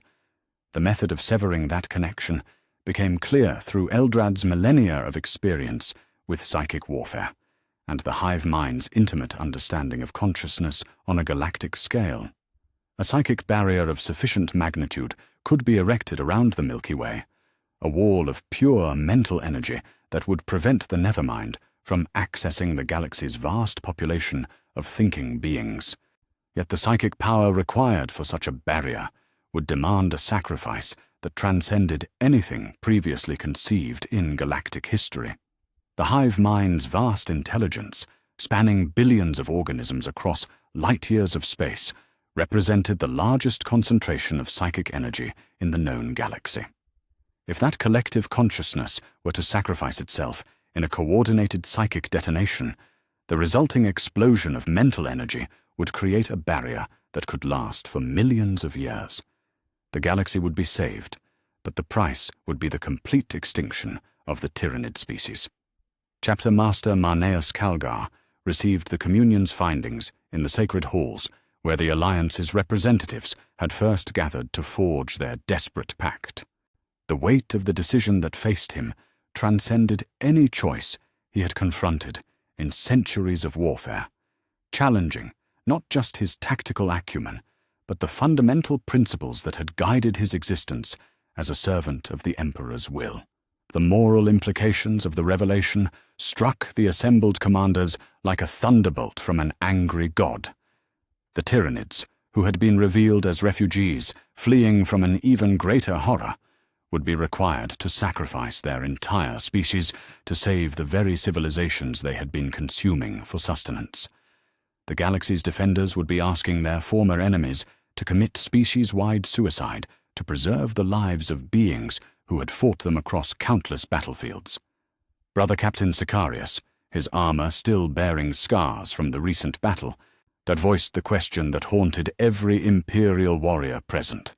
How could they ask an entire species to die for the sake of civilizations that had spent millennia trying to exterminate them? The Tyranids had revealed themselves as refugees seeking sanctuary, yet the price of that sanctuary would be their complete annihilation. The hive mind's response came through the neural interface with a serenity that spoke of a collective consciousness that had already processed the terrible calculus of survival. The great devourer had consumed countless galaxies in its flight from the Nethermind, leaving behind nothing but scoured rock and empty space. If their existence continued to serve as a beacon drawing the ancient entities toward new hunting grounds, then their extinction would be not just necessary, but inevitable. For through careful psychic translation, the hive mind shared its final analysis of the situation with the assembled Alliance leaders. The Tyranids' consumption of biomass across multiple galaxies had been driven not by hunger alone, but by the desperate need to accumulate sufficient psychic mass to create barriers against their pursuers. Every world devoured had been another component in preparations for the sacrifice they now faced. Eldrad's prophetic visions revealed the full scope of what was at stake. If the Nethermind succeeded in establishing their dominion over the Milky Way, the galaxy's vast population would become another component in their cosmic machine of enslaved consciousness. Billions of human worlds, Eldar craft worlds, Necron tomb complexes, and countless other species would be transformed into eternal servants, working toward purposes that transcended mortal understanding. The alternative offered by the hive mind sacrifice represented the preservation of free will as an independent force in the universe. Yet the moral weight of accepting that sacrifice threatened to crush even the most battle-hardened commanders under its implications. They would be complicit in the extinction of an entire species, even if that species volunteered for annihilation. Marneus Calgar's decision would reshape the galaxy's understanding of what constituted heroism in an age where former enemies had become necessary allies. The Chapter Master's choice would determine whether the Imperium's xenophobic doctrine could accommodate the recognition that salvation might come from the willing sacrifice of beings they had once considered nothing more than ravenous beasts. The weight of command had never felt heavier as Calgar processed the implications of accepting the hive mind's offer. The Ultramarine's genetic heritage traced back to Robuta Guilliman's teachings about pragmatic leadership and the necessity of difficult choices, yet no principle in the Codex Astartes provided guidance for decisions that involved the extinction of entire species, or the assembled alliance representatives watched in silence as the Chapter Master wrestled with a choice that would define not just the immediate future of galactic civilization, but the moral foundations upon which that civilization would be built. To accept the hive mind sacrifice would mean acknowledging that heroism could emerge from the most unlikely sources, that redemption was possible even for species that had consumed countless worlds. The Eldar delegation, led by Eldrad's ancient wisdom, understood the cosmic significance of the moment. The Tyranids' willing sacrifice would represent something unprecedented in galactic history, a species choosing extinction to preserve the freedom of beings who had been their enemies. Such an act would transcend the boundaries between organic and artificial life, between individual will and collective purpose. The Silent King's Necrodermis legions remained silent as their master processed the implications through consciousness matrices that had witnessed the rise and fall of civilizations across 60 million years. Even the Necron's vast experience with cosmic-scale decisions provided no precedent for choices that involved the voluntary extinction of an entire species for the sake of former enemies. As the debate reached its climax, the true horror of the Nethermind's approach became clear through long-range sensor readings that detected massive spatial distortions at the galaxy's rim. The ancient entities were accelerating their advance, drawn by the psychic emanations of the recent battles and the desperate communion between allied minds. The window for creating an effective barrier was closing with each passing solar hour. The choice that faced Marneus Calgar would determine whether the galaxy's civilizations could unite behind a concept that transcended species boundaries, the recognition that consciousness itself deserved protection regardless of the form it took. The Tyranids had revealed themselves as refugees seeking redemption through sacrifice. Yet, accepting that sacrifice would require the Alliance to acknowledge that heroism could emerge from the most unexpected sources. The decision would be recorded in the annals of history as either the galaxy's finest hour or its darkest compromise, depending on whether future generations could reconcile the preservation of free will with the extinction of those who died to protect it. And in the cold void beyond the galaxy's rim, ancient powers continued their inexorable advance toward a destination where former enemies had discovered that some principles were worth dying for, even if those deaths would be mourned by the very beings they saved.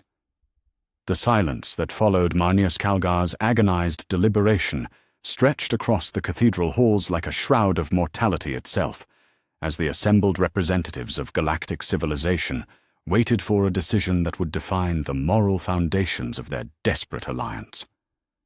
Yet before the Chapter Master could voice his terrible choice, the hive mind's vast consciousness reached across the void to touch the awareness of Chief Librarian Tigurius with a communication that transcended the boundaries between species and carried within it the weight of cosmic absolution. The psychic communion that flooded through Tigurius's enhanced consciousness came not as the desperate plea of a species seeking survival, but as the serene acceptance of beings who had found peace in the knowledge that their deaths would serve a purpose greater than their continued existence. The Great Devourer's collective intelligence had processed every possible variable and reached a conclusion that surprised even the Alliance's most experienced strategists. They would not wait for permission to die. Through neural pathways that blazed with the fire of ultimate sacrifice, the hive mind shared its final gift with the assembled representatives.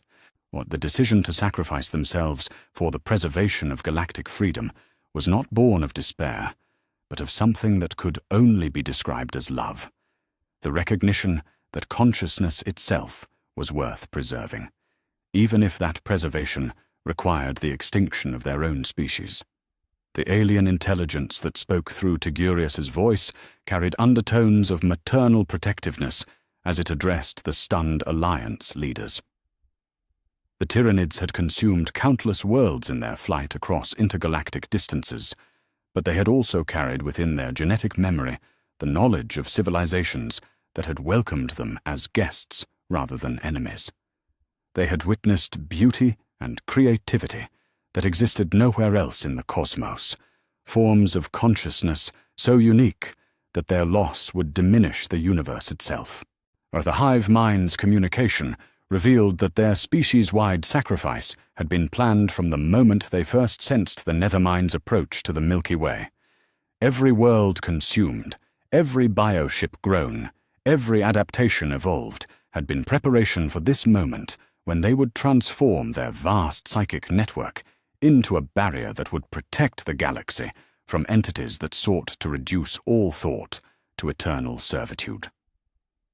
As the psychic communion reached its crescendo, Tigurius felt the weight of forgiveness that the hive mind offered to every species that had fought against them. The Great Devourer understood that their arrival had been perceived as invasion rather than desperate flight, and they bore no resentment toward civilizations that had defended themselves against what appeared to be an existential threat, as instead they offered their deaths as a payment for the worlds they had consumed and the lives they had taken in their search for sanctuary.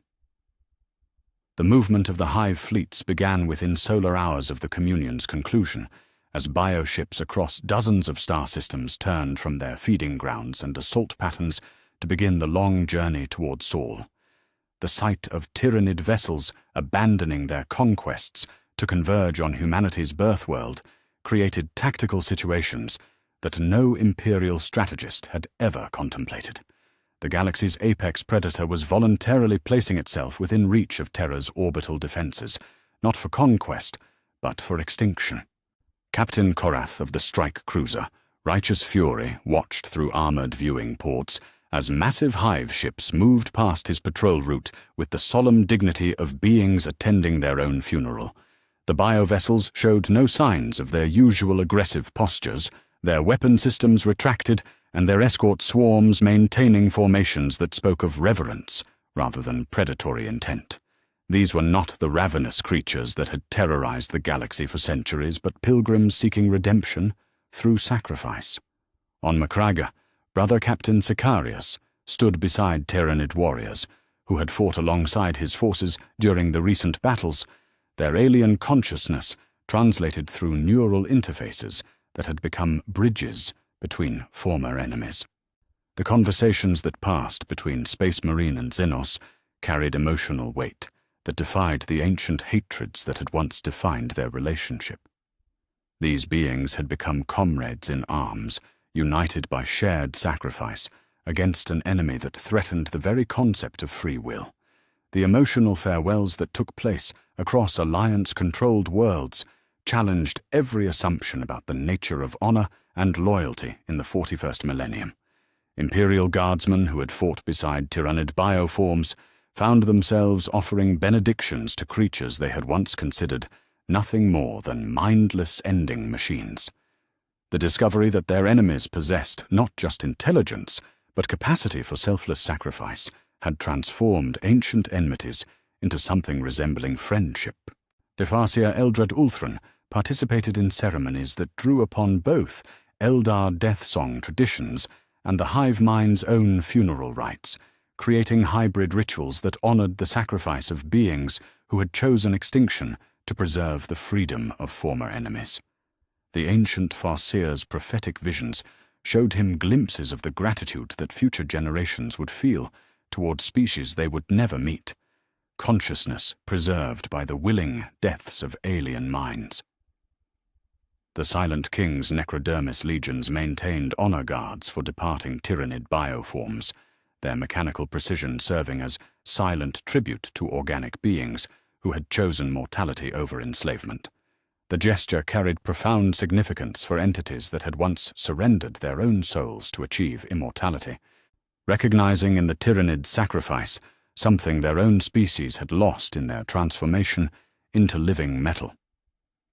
As the convergence toward Saul continued, the technical preparations for the psychic ritual began in earnest across Alliance-controlled space.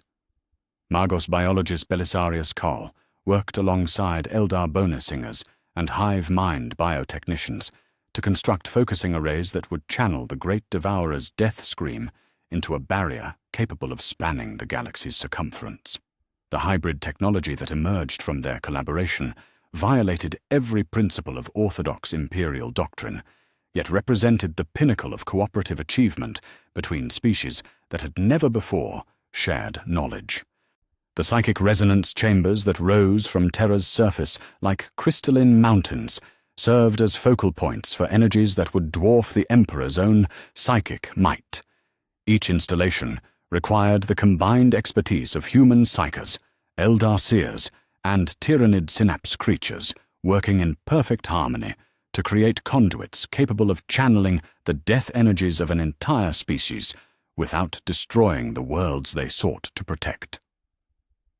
Chief Librarian Tigurius found himself serving as the primary coordinator for psychic preparations that would test every limit of human consciousness. His enhanced awareness had to maintain constant contact with both Eldar psychic networks and the hive mind's vast intelligence, creating a trinity of consciousness that would serve as the trigger mechanism for the galaxy-spanning barrier. Or the mathematical precision required for the sacrifice's timing challenged even the most advanced cogitator systems, as Alliance technicians calculated psychic resonance patterns across light-years of space.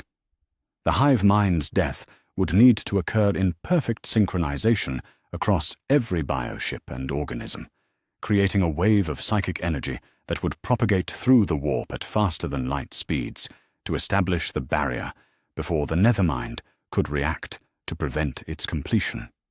As the convergence neared completion and Saul's system filled with bioships that moved with the dignity of beings approaching martyrdom, the galaxy's defenders prepared to witness something unprecedented in cosmic history. An entire species would choose extinction to preserve the freedom of civilizations that had been their enemies, or to transforming the concept of heroism to encompass sacrifice that transcended the boundaries between organic and artificial life. The hive mind's final communications carried messages of hope rather than despair, visions of a galaxy where former enemies could build civilizations based on cooperation rather than conquest. They had seen in their brief alliance with the Imperium, Eldar, and Necrons the potential for unity that could survive their passing, creating something greater than any single species could achieve in isolation. The preparations entered their final phase as psychic focusing arrays achieved full operational status, and Tyranid bioships assumed positions throughout Saul's system with the precision of beings following an orchestrated plan millions of years in the making. The Great Devourer had found in their approaching extinction not defeat, but vindication, proof that consciousness could transcend its origins to achieve something worthy of preservation. The galaxy held its breath as the moment of ultimate sacrifice approached, when the strangest alliance in cosmic history would either achieve salvation through willing extinction or witness the failure of cooperation in the face of entities that had consumed entire galactic clusters. The hive mind had made their choice, and now the universe itself would bear witness to whether love could triumph over the ancient hunger that sought to reduce all thought to eternal servitude.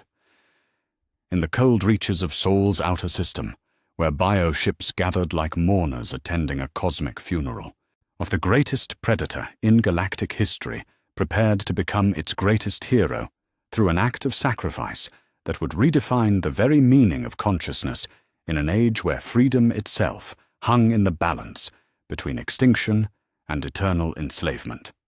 The assault came as the galaxy's defenders had known it would, yet the reality of the Nethermind's final approach surpassed even their most dire projections. Massive spatial distortions tore reality itself, like parchment, as entities that existed simultaneously across multiple dimensions began their manifestation within Sol's system. The ancient powers that had consumed entire galactic clusters brought with them a host of corrupted bioships and enslaved fleets that stretched across light years of space, their combined psychic emanations creating gravitational anomalies that threatened to collapse local spacetime itself. The alarm klaxons that sounded across Terra's orbital defenses carried within their mechanical wailing the weight of species-ending finality. This was not another border skirmish or sectorial rebellion, but the ultimate test of whether consciousness could survive as an independent force in a universe where even thoughts themselves could be enslaved. Admiral Spire, commanding the Sol defense fleet from the bridge of the macro-cannon platform Righteous Fury, watched through reinforced viewing ports as reality bent and twisted to accommodate intelligences too vast to exist fully within normal space. The Nethermind entities that emerged from the dimensional rifts defied conventional understanding of physical law. They appeared as geometric impossibilities that hurt to observe directly, their forms shifting between states of matter and energy, while maintaining a coherence that spoke of consciousness operating on scales beyond mortal comprehension. Each entity carried within its crystalline matrices the enslaved minds of billions of beings, their combined awareness serving as both weapon and shield against any force that might oppose their advance. Yet the Sol system that awaited the ancient predators was not the divided galaxy they had expected to find. Imperial Navy battleships moved in perfect formation alongside Eldar craftworld vessels, whose wraithbone hulls gleamed with psychic fire. Necron tomb ships emerged from dimensional portals with the Silent King's personal flotilla, their Gorse weapons already charging to full power. The most shocking of all, massive Tyranid bioships held defensive positions around Terra itself, their living weapons trained not on the world below, but on the cosmic horrors that approached through the void. The battle that erupted across Sol's system would be remembered as the greatest coordinated fleet action in galactic history, where former enemies fought with unity born of shared recognition that some fates were worse than death. Brother Captain Sicarius coordinated fire control from the strike cruiser Sword of Judgment, his tactical displays showing targeting solutions that integrated Imperial Navy gunnery doctrine with Eldar psychic warfare principles and Necron quantum targeting systems. The combined firepower of the Alliance fleet created a wall of destruction that met the Nethermind's advance with explosive fury that lit the void between planets. Imperial macro-cannons thundered in perfect synchronization with Eldar pulsar lancers, their combined salvos supported by Gorse beam arrays that reduced corrupted bioships to their component atoms. The sight of Space Marine boarding parties fighting alongside Aspect warriors, while Necron immortals provided covering fire, created tactical doctrines that would have been impossible to conceive under normal circumstances. Yet even the Alliance's unprecedented cooperation could not fully counter the Nethermind's assault. The ancient entities possessed resources that spanned multiple galactic clusters, their corrupted servants fighting with the combined tactical knowledge of civilizations that had fallen to their influence over millions of years. Each enslaved fleet that emerged from dimensional space brought with it weapons and strategies derived from species that no longer existed as independent consciousnesses. The turning point came when the hive mind began its final sacrifice. From the massive bioship designated as the primary synapse node, psychic emanations of unprecedented magnitude began to propagate through the warp at faster-than-light speeds. Chief Librarian Tagurius, serving as the focal point for the psychic resonance chambers on Terra's surface, felt his consciousness expand as it linked with the Great Devourer's collective intelligence for the last time. The psychic detonation that followed transcended every previous understanding of mental energy and conscious will. Across dozens of bioships throughout Sol's system, billions of Tyranid organisms began to sacrifice their individual consciousness to fuel a barrier that would span the galaxy's circumference. The death scream of an entire species created waves of psychic force that rippled through dimensions, establishing walls of pure mental energy that the Nethermind could neither penetrate nor corrupt. Brother Captain Ventress witnessed the sacrifice from the observation deck of the battle barge Ve Victis, his enhanced vision tracking the bioships that began to burn with psychic fire as their crews voluntarily ended their existence. But the Tyranid warriors who had fought beside his forces during recent battles stood at attention in their final moments, their alien consciousness maintaining military discipline even as they dissolved into pure energy to fuel the galactic barrier. The Nethermind's reaction to the developing barrier was immediate and terrible. The ancient entities redirected their assault from the Alliance fleets to the Tyranid bioships themselves, recognizing that the sacrifice must be prevented at all costs. Corrupted vessels that had been engaging Imperial and Eldar forces turned toward the defenseless bioships with the desperate fury of beings whose very existence depended on stopping the psychic ritual. The Alliance fleet moved as one to protect the Tyranids during their final sacrifice. What Imperial Navy vessels threw themselves into the path of Nethermind attacks, their crews volunteering for certain death to shield beings who had once been their mortal enemies. Eldar Craftworld ships deployed their most powerful psychic defenses around Tyranid hive clusters, their seers channeling centuries of accumulated knowledge to maintain protective barriers against entities that sought to disrupt the sacrificial process. Captain Korath of the Righteous Fury led a desperate charge against a Nethermind entity that had broken through the defensive perimeter, his strike cruiser's weapons firing at point-blank range into geometric impossibilities that existed partially outside normal space. The sight of Imperial crews dying to protect Tyranid bioforms from corruption created bonds of brotherhood that transcended every principle of xenophobic doctrine that had guided the Imperium for 10 millennia. The sacrifice reached its crescendo as the last hive ships began their final transformation into pure psychic energy. Farseer Eldrad Ulthran, coordinating Eldar psychic support from his position aboard the Craftworld Ulthwé, felt tears streaming down his ancient features as he witnessed consciousness achieving something greater than individual survival. The Tyranids were not simply dying, but transforming their existence into a gift that would preserve freedom for species they had never met and worlds they would never see. The psychic barrier that emerged from the hive mind sacrifice manifested as sheets of aurora-like energy that stretched across the void between stars, their coruscating patterns creating walls of mental force that existed simultaneously in real space and the warp.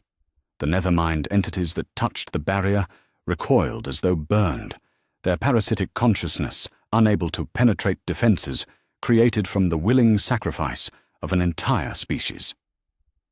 As the final Tyranid organisms completed their transformation into barrier energy, the Alliance fleet found itself alone against enemies whose power had been fundamentally compromised.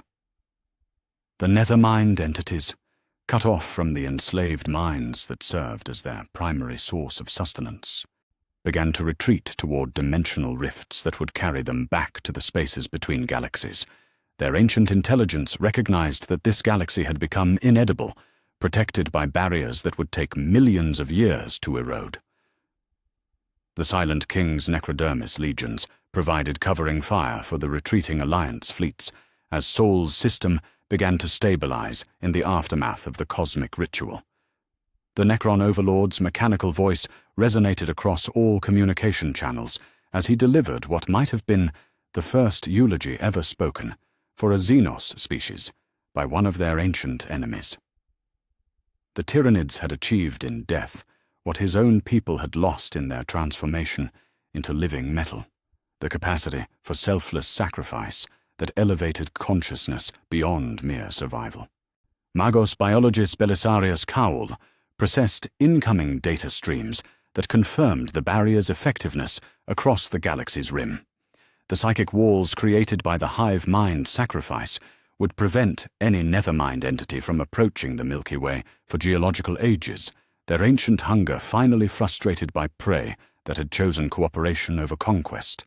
The galaxy was saved, but the price paid for that salvation would echo through history as both triumph and tragedy.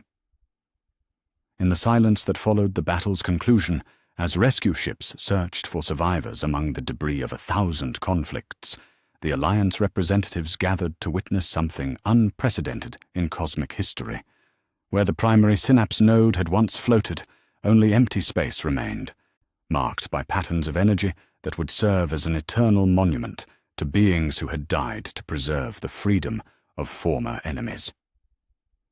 The war that had begun with the arrival of refugees fleeing cosmic horror had ended with the ultimate proof that consciousness could transcend its origins to achieve something worthy of preservation. The Tyranids had found in their sacrifice not defeat, but vindication, transforming the galaxy's understanding of what constituted heroism in an age where former enemies had discovered that some principles were worth dying for. As the Alliance fleets began their withdrawal from Sol's system, each carrying survivors who would tell the tale of the Great Devourer's final gift, the galaxy prepared to confront a future where ancient hatreds had been transformed into bonds forged by mutual sacrifice. The nethermind threat was ended, but the responsibility of honoring those who died to preserve freedom had only just begun. The silence that descended upon Sol's system in the aftermath of the great sacrifice was not the emptiness of defeat, but the profound quiet that follows the completion of something too vast for immediate comprehension.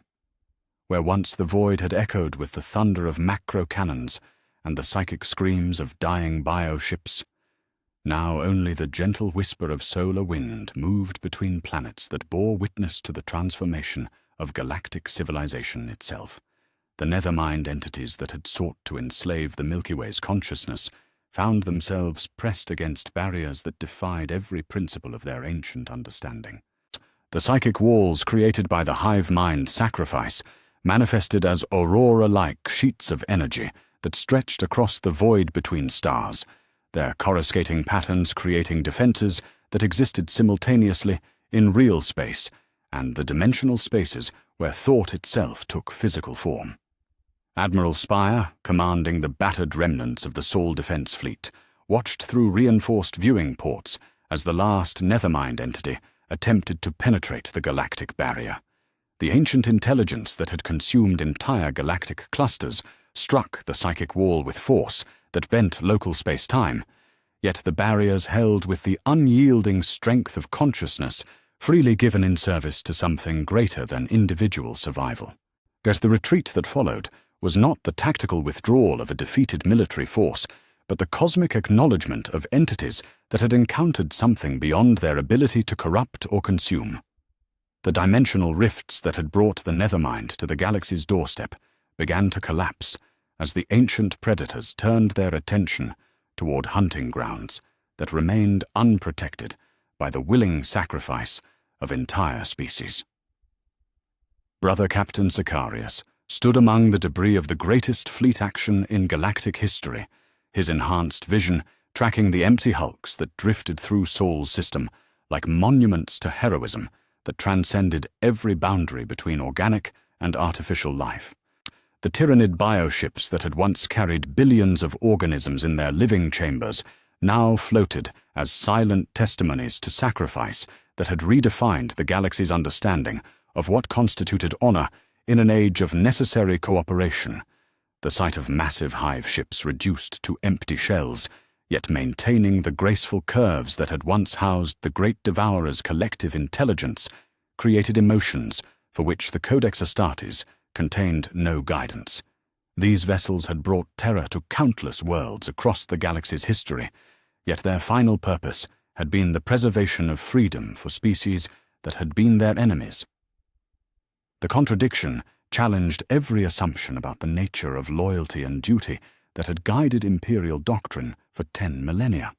Our chief librarian Tygurius emerged from the psychic resonance chambers beneath Terra's surface, carrying within his consciousness the final echoes of the hive mind's vast intelligence. The communion that had linked human and Xenos minds for the galaxy's salvation had left him forever changed, his awareness expanded by contact with consciousness that had spanned light years yet chosen extinction to preserve the freedom of beings it had never met.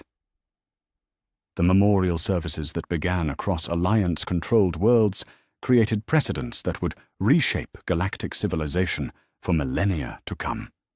Imperial Guard regiments, who had fought beside Tyranid bioforms, found themselves honoring fallen comrades whose names they could never pronounce, whose consciousness they could never fully comprehend, yet whose sacrifice had made their own survival possible. On Macraga, Chapter Master Marneus Calgar presided over ceremonies that drew upon both imperial funeral rites and translations of Tyranid death songs provided by the final neural recordings of the hive mind's collective memory. The sight of Space Marines offering benedictions to Xenos heroes violated every principle of orthodox imperial doctrine, yet the Ultramarines' spiritual advisors recognized that such honors were not heretical innovation, but the acknowledgement of virtue that transcended the boundaries between species. Farseer Eldrad Ulthran walked among the empty bioships that had been granted safe harbor in craft-world Ulthway's docking bays, his ancient consciousness touching the psychic residues that remained within their living walls. The Eldar's death song traditions provided frameworks for mourning that honored not just individual sacrifice, but the extinction of entire ways of understanding the universe. The Tyranids had not simply died, but had taken with them forms of consciousness that would never again exist in the cosmos. The discovery that would transform mourning into hope came in the deepest chambers of the primary synapse node, where Magos Biologis Belisarius Kaul found genetic material that had been carefully preserved against the psychic destruction that consumed the rest of the hive mind's biological matrix. The biosamples contained complete genetic templates for every major Tyranid organism, stored within crystalline matrices that bore inscriptions in a script that seemed to shift between Tyranid biorunes and High Gothic characters. But the message encoded within the genetic storage chambers revealed the hive mind's final gift to the galaxy they had died to protect. The Great Devourer had preserved not just the means of their own potential resurrection, but detailed biological instructions for creating Tyranid organisms that would serve as guardians rather than predators. These new creatures would bear the genetic heritage of their predecessors, yet be programmed with consciousness dedicated to protection rather than consumption. The ethical implications of the discovery challenged every member of the Alliance as they grappled with questions that no previous generation had faced. Did they possess the moral authority to resurrect a species that had chosen extinction, even if that species had provided the means for their own restoration? And could consciousness that had achieved perfect sacrifice be honored by continuation, or would resurrection diminish the very gift that had saved the galaxy? The Silent King's necrodermis form stood in meditation before the largest of the empty bioships, his artificial consciousness processing memories that spanned 60 million years of existence. The Necrons had once surrendered their souls to achieve immortality, Yet they had witnessed organic beings choose mortality to preserve something greater than individual survival. The contrast illuminated the fundamental difference between consciousness that clung to existence and consciousness that could transcend itself through willing sacrifice. Brother Captain Ventress found himself serving as honor guard for Tyranid genetic repositories. His oath of protection extended to beings who existed only as potential within preserved DNA sequences. The irony of Space Marines defending Xenos genetic material would have been incomprehensible mere months before.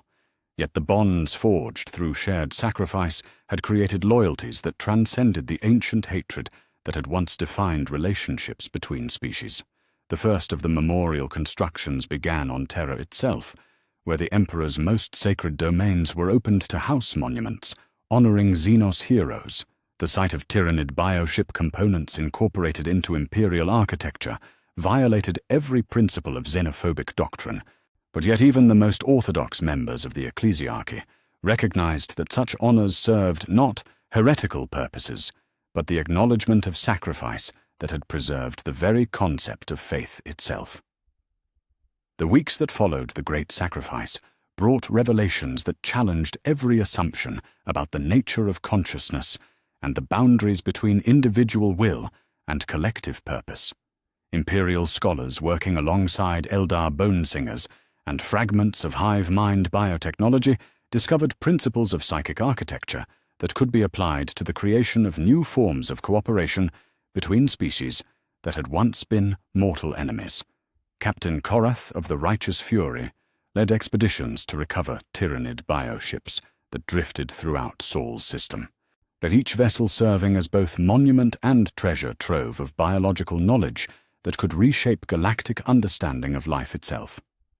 The empty chambers that had once housed the Great Devourer's collective consciousness now contained only silence.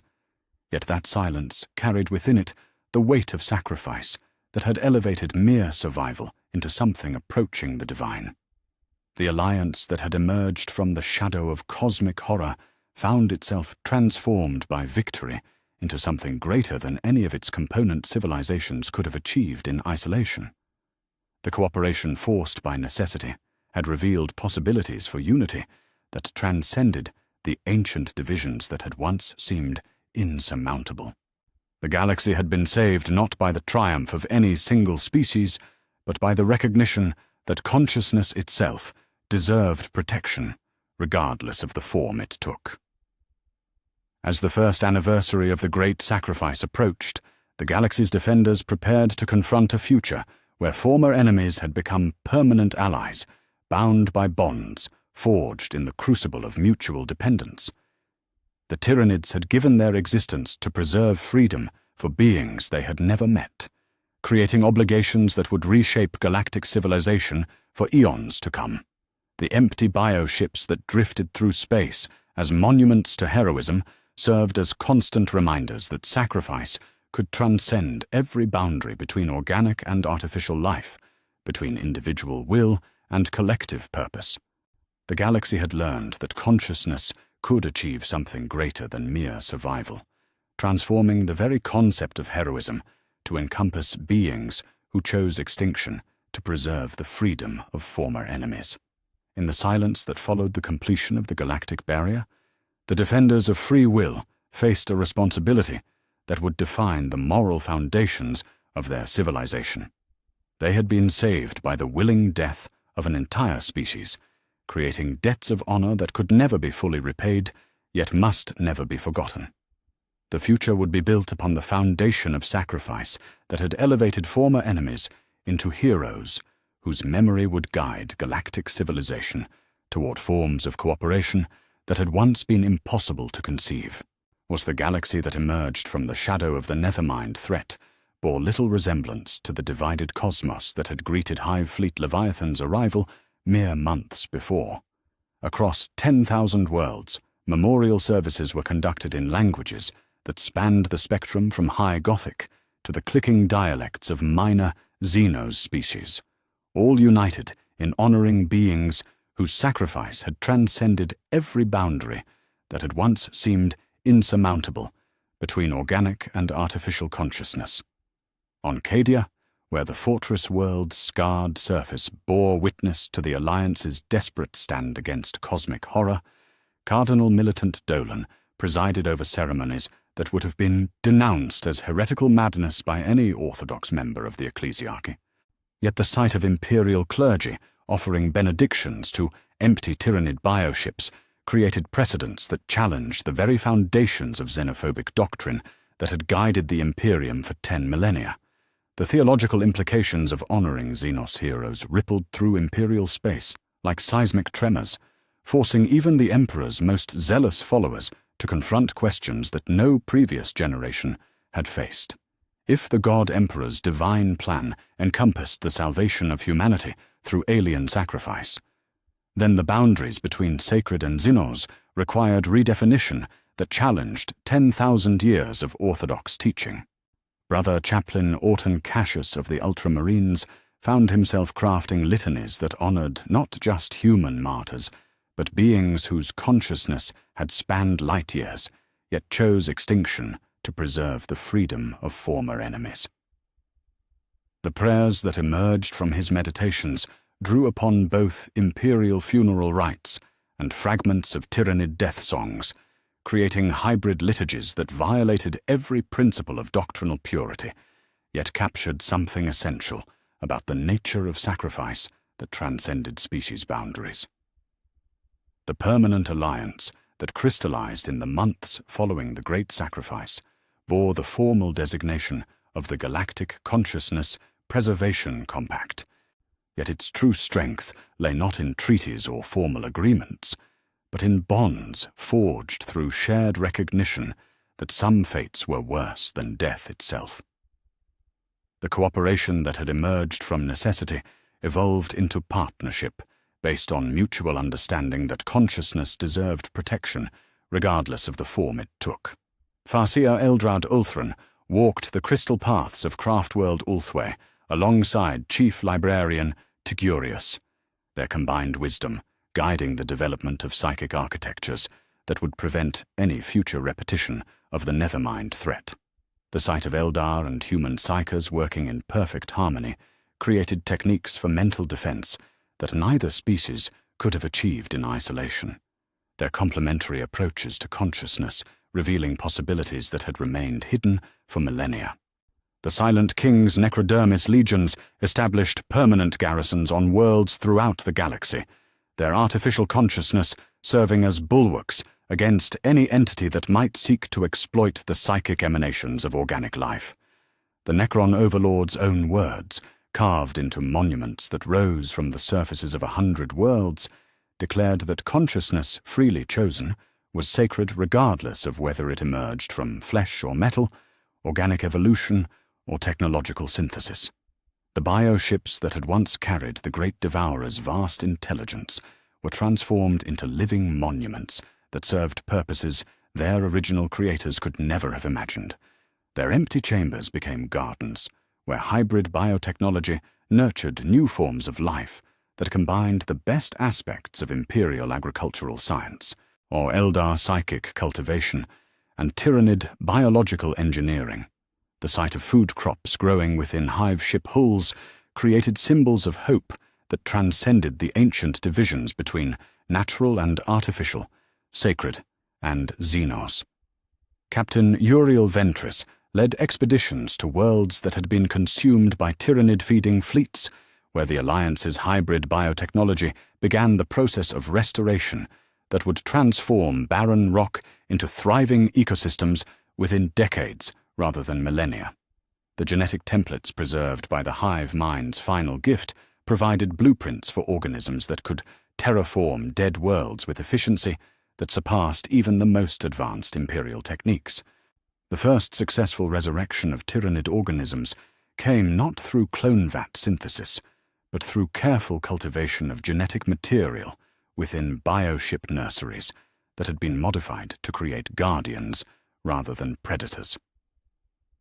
The creatures that emerged from those sacred chambers bore the biological heritage of the Great Devourer, yet possessed consciousness dedicated to protection rather than consumption, their synaptic links programmed with imperatives that made harming other sentient beings literally unthinkable. Brother Captain Sicarius found himself serving as honor guard for the first generation of restored Tyranid organisms, creatures whose existence represented the galaxy's commitment to honoring sacrifice through continuation rather than simple memorial. Or the bonds that formed between Space Marine and Xenos Guardian created relationships that would have been impossible to conceive under the old paradigms of xenophobic isolation.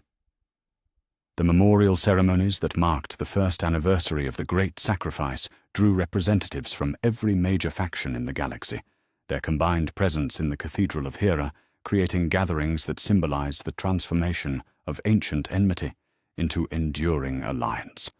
Chapter Master Marneus Calgar stood beside Farseer Eldrad and the Silent King as equals bound not by treaty, but by shared recognition of debts that could never be fully repaid. The words spoken during those memorial services were carried across the galaxy by astropathic relay, reaching worlds where human settlers worked alongside resurrected Tyranid guardians to build civilizations that embodied the principles of cooperation that had emerged from the crucible of mutual sacrifice. The children born on those worlds would grow up in a cosmos where the boundaries between human and Xenos had been redefined by shared commitment to preserving consciousness in all its forms. The theological revolution that swept through imperial space in the years following the Tyranid sacrifice challenged every assumption about the Emperor's divine plan and humanity's place in the cosmos. The most orthodox interpreters of imperial doctrine found themselves arguing that the God Emperor's ultimate purpose had always encompassed the unity of all conscious beings against forces that sought to reduce thought itself to chains of eternal servitude. Magos Biologis, Belisarius Carl, established research stations throughout the galaxy where imperial scientists worked alongside Eldar Bonesingers and restored Tyranid biotechnicians to develop technologies that served not conquest, but the nurturing of life in all its myriad forms. The discoveries that emerged from those collaborative efforts promised to reshape galactic civilization in ways that honored the sacrifice of beings who had died to preserve freedom.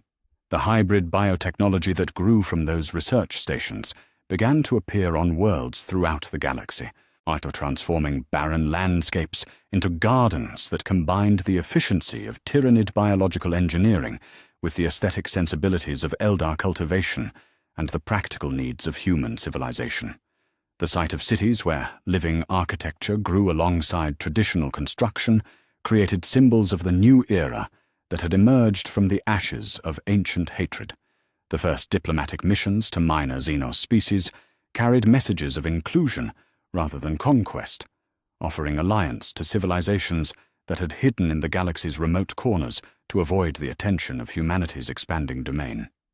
The Compact's representatives spoke not of submission, but of mutual protection against forces that threatened consciousness itself, creating networks of cooperation that spanned species boundaries that had once seemed absolute. The children born in the decade following the Great Sacrifice grew up in a galaxy where cooperation between former enemies was not exceptional heroism, but daily reality. Their education encompassed not just human history, but the stories of alien heroes whose sacrifice had made their existence possible, creating generations that understood heroism as something that transcended the accidents of birth or species origin. The empty bioships that served as monuments to sacrifice became pilgrimage sites where beings from across the galaxy came to honor the memory of consciousness that had chosen extinction to preserve freedom. The silence within those sacred chambers carried echoes of the hive mind's final gift, reminding visitors that the greatest heroism often required the ultimate sacrifice for the sake of beings one would never meet. The galaxy that had emerged from the Nethermind crisis was stronger not because it had been united through conquest, but because it had discovered the possibility of cooperation through shared recognition of what was worth preserving. The alliance born of necessity had evolved into something resembling a family, bound together by debts of gratitude that could never be forgotten and responsibilities that would guide their civilization for eons to come. As the decades passed, and the memory of the great sacrifice became legend rather than living memory, the principles that had emerged from that cosmic crucible continued to guide galactic civilization toward forms of cooperation that would have been impossible under the old paradigms of species-based hatred. The Tyranids had achieved in death what they could never have accomplished in life, the transformation of the galaxy into a place where consciousness was valued regardless of the form it took. The psychic barriers that protected the galaxy from external threats remained strong, their energy replenished not through mechanical means, but through the voluntary contributions of grateful civilizations that understood the price that had been paid for their freedom. The sacrifice that had saved the galaxy continued to protect it, creating defenses that grew stronger rather than weaker as successive generations added their own commitment to preserving what had been purchased with alien blood. The final monuments erected to honor the Tyranid sacrifice bore inscriptions in every known language, but their messages transcending the barriers between species to convey a single truth that had emerged from cosmic horror. Consciousness was sacred. Heroism could emerge from the most unlikely sources, and the greatest victories were won not through conquest, but through the recognition that some principles were worth dying for, even when those deaths saved the lives of former enemies.